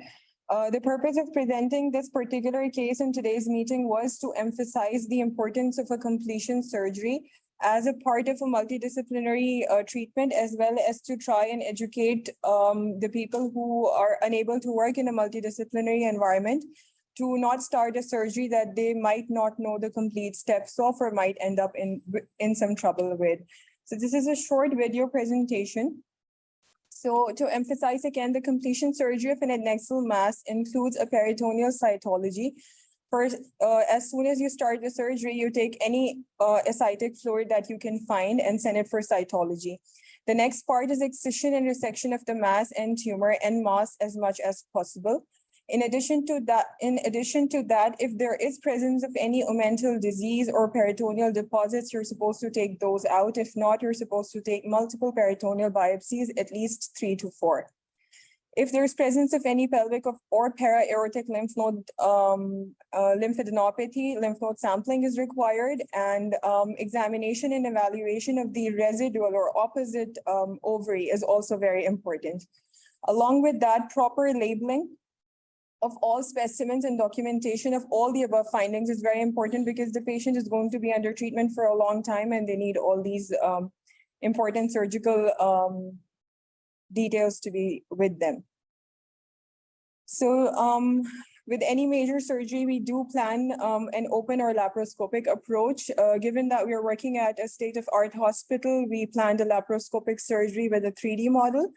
And with that surgery and the patient's understanding that this could be converted into an open surgery, we planned both incisions together.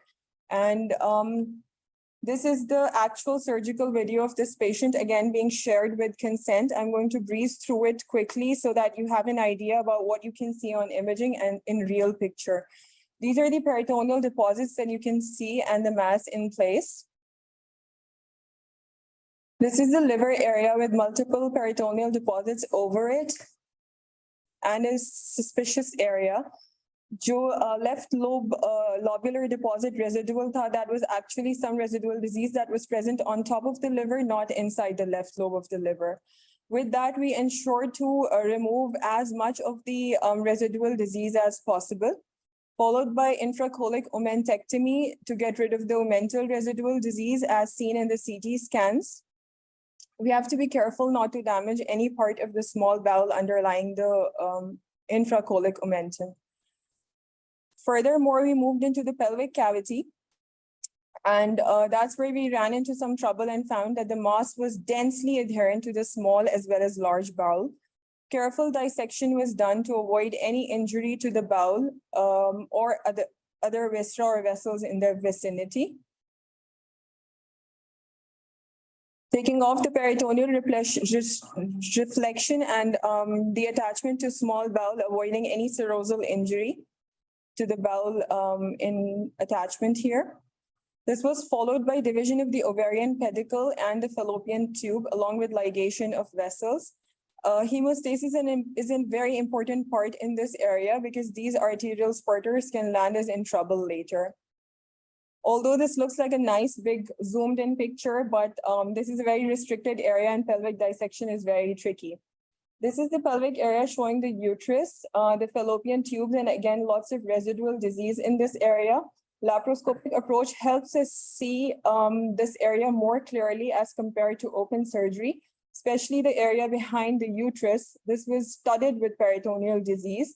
We called it the tiger zone because we were separating and doing a peritonectomy in an area which had a very small area of dissection.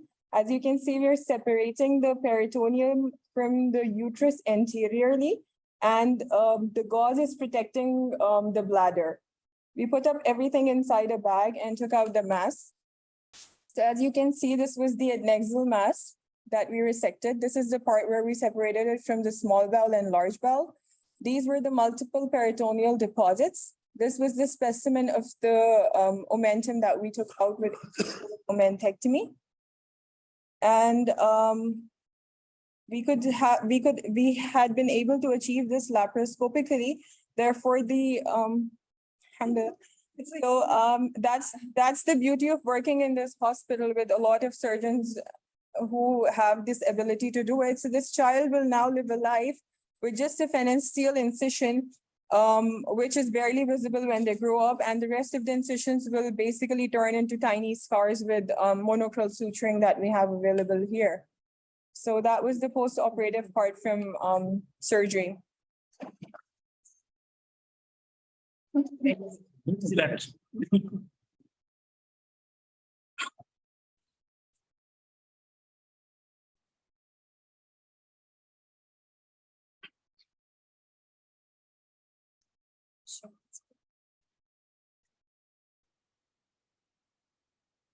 So laparoscopic assisted right-sided adnexal mass resection, oophorectomy, excision of peritoneal deposits, hepatic nodule, infracolic omentectomy, and peritoneal washing sampling was done. Now, at the end of treatment, the histopathology showed Dr. Faizan. So we received a right ovary, a fallopian tube, omentum, liver nodules, and peritoneal deposits. All of them showed extensive hyalinization, fibrosis, and histiocytic infiltrates, which was consistent with a post-therapy change, and no residual tumor was identified. And the peritoneal washing was also free of any malignant cells. So our MDT recommendations were follow the patient up with tumor markers. After excision of residual tumor, the tumor markers showed a downward trend, and currently it is around 7 on the last follow-up visit. From surgery. So I guess, sorry, how far out now? 4 weeks, 1 month. 4 weeks, just 1 month. And yesterday I met her in my clinic and she was looking wonderful. I think, And happy. All scars. I mean, this goes to show that it looked like disease when they opened the belly, and it looked like these ugly things, and they came out to be nothing, which we're sorry, I guess. But they were like, at least they were like fibrotic, even on the, scope, from the scope, they look more like fibrotic lesions. But you never know what is, whether they are viable or not. Right. So it's, we try to take it out, all of them, if we can take it safely. Some of them look really nasty, like yellow. Yeah. Like the area was not normal. The small problem is the pain and the colon. That was the area that it was. You get an image with a left hepatic lobular deposit. It was actually a deposit in the liver on top of the liver, not inside the liver. So the stage of the disease changed and taking it out, the next image was washed through it. And the treatment plan was. We always Do we still have Dr. Abdul Hafiz in attendance? Yes, And- yes, and I wanted to Right. So congratulate. can I ask your comment on this? So if you've got a dysgerminoma which has shown an amazing response to chemotherapy with the residual mass and markers not quite normalized yet, would you have undertaken a similar surgery, or would you have watched it, or what other approach do you think could have been taken? Because obviously now, after what we've seen, that there was no viable tumor, you always wonder whether that surgery was necessary. Yes, I think I would have done exactly the same, resect any residual visible tumor. I would also assess the lymph nodes as part of the procedure. I wasn't sure whether pre-operatively in the imaging, whether there was still residual lymph node or no. Pre-operative. I guess Dr. Ali Sheikh can answer. Imaging method. Thank you, Dr. Hafiz. The first thing is, when we went in, there were no nodes in the interim CT scan, and they were not significant. Secondly, adding to the point of Dr. Mas, you never know whether the tumor will be viable or not until unless you take it out. If it is there, you will always have to follow, and there is something inside. So if we can take it safely without causing any damage, so I think it was a justified approach to get all things out of the body of the patient. Thank you. Totally agree. I think I agree with that, and it was done very nicely. Thank you. Definitely very nice. I think it was also the fact that the tumor marker was still elevated. Yes. Because we've done many massive and a lot of times I've taken that to just follow patients sometimes to avoid like major surgery if the markers are on. And then sometimes they start going up. Yeah. and then- Do we have Dr. Tariq Latif? He would like to say something as well.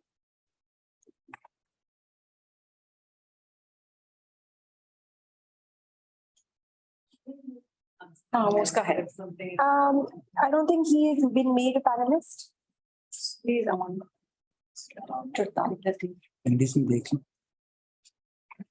Participants will Dr. Tariq Latif. Okay. All right. Participants will say. So. Are we? Dr. Tariq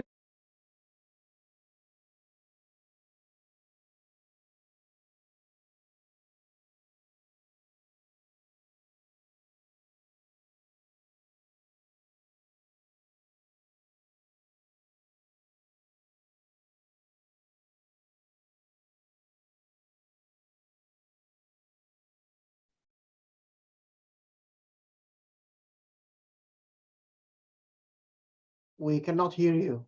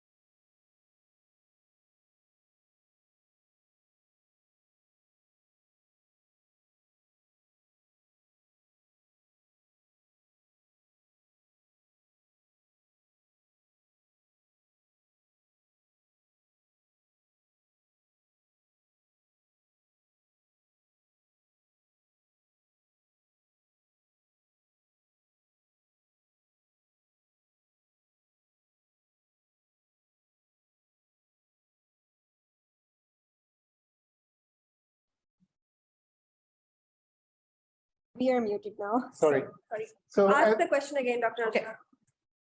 So we have a question from Dr. Tahir Muhammad Yassin. Question is 11 years being a cutoff for good prognosis. Has this related to some of physiological and hormonal changes at puberty? And this applicable to our local community too? I think as far as the applicability is concerned, I think it is applicable everywhere. Germ cell tumors have not, to my knowledge, shown any variation in their behavior, malignant behavior internationally. Now, whether age is a proxy for biology, I think you can argue that peripubertal changes, hormonal changes can be responsible for those. But bearing in mind that what we're talking about is a statistical distinction rather than a biological one. So if the age is below 11 for those tumors, the main determinant of outcome was outcome measure was over 70% survival. So I do think that 11 years is a reasonable cutoff point for the difference in prognosis. I hope that answers your question.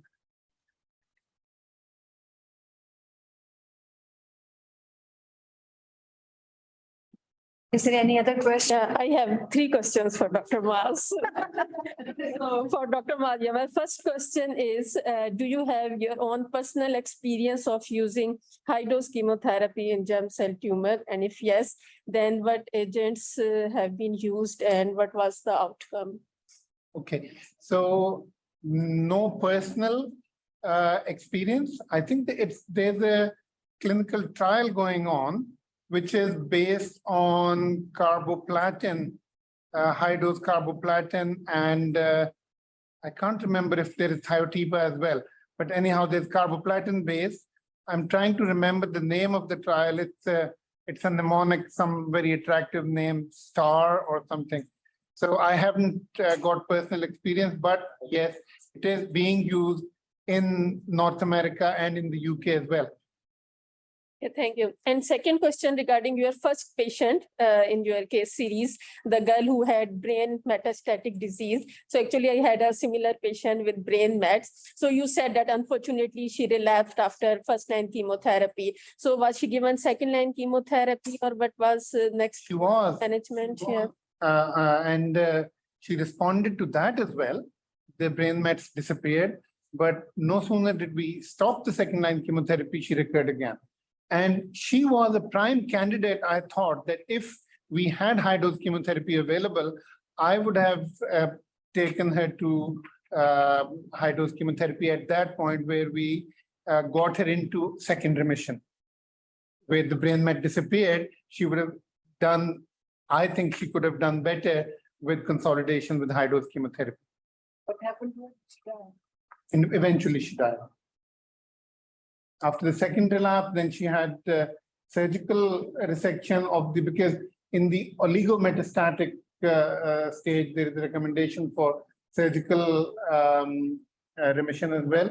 But unfortunately, she had too far widespread disease. Okay, thank you. Third question. The intracranial GCT kind of protocol, did you use that like PI or did you?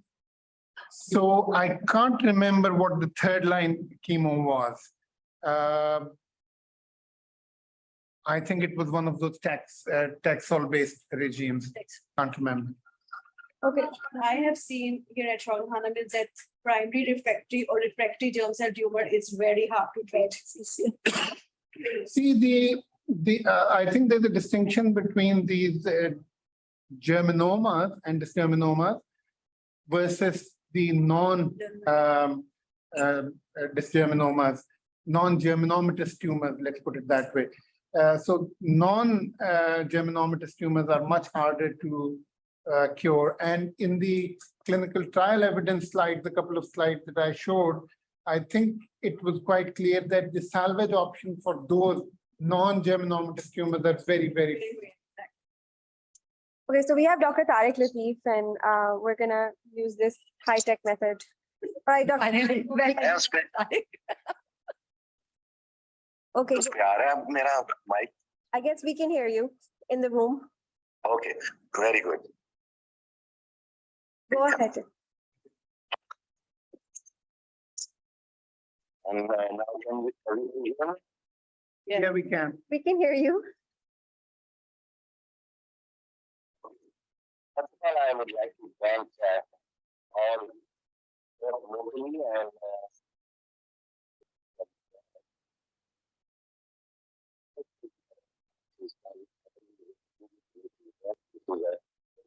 that group for me many years ago. And as well. I would like to thank the team. And improve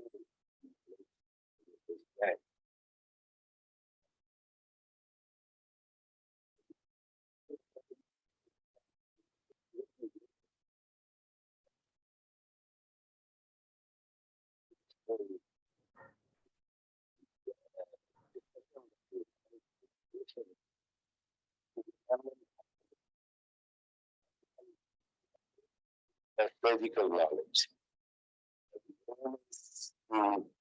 This is comes for the particular patient. All medical required surgical surgery.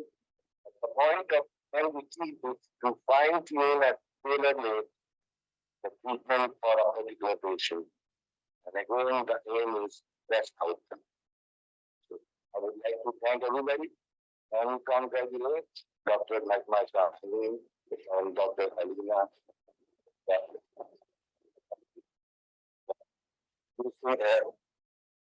Holding a very productive workshop. Excellent. Thank you so much. Thank you. Thank you. Thank you. All right. So I have one last question from Dr. I think because in last, I think 2-3 years, I have seen 2 cases of growing teratoma syndrome. So one was in chest and one was abdominal teratoma syndrome. So both of them unfortunately died because these were not resectable. So we know chemotherapy doesn't work on these tumor, rather it's harmful to give chemotherapy. So any evidence of any non-chemotherapeutic agents, or anyone have heard of anything that which could work, or we just can't do anything if surgeons say they can't operate on these tumors? So I was just thinking that because we can't offer, so it's quite sad and frustrating that these are not actually malignant tumor, but because they are such sort of tumor that when they can't be operated, is there any role of doing something for them? Any anti-angiogenic like intestine or something, just to kill the vessels? Yeah, so I think, I mean, I didn't look up, but I'm just thinking. Yeah, so luckily I have never come across growing teratoma syndrome. I am following a girl up who had intracranial germ cell tumor, and she developed growing teratoma syndrome, and she was in the US, and they took her to theater and dissected out every last bit, which is hats off to them. But unfortunately, I think surgery is the only standard recommendation for these. To the best of my knowledge, I'm not aware of any non-surgical options. I mean, you do try, like I'm sure you would have done, you try chemotherapy and this and that, but it's not usually helpful. Thank you. Trial dictate.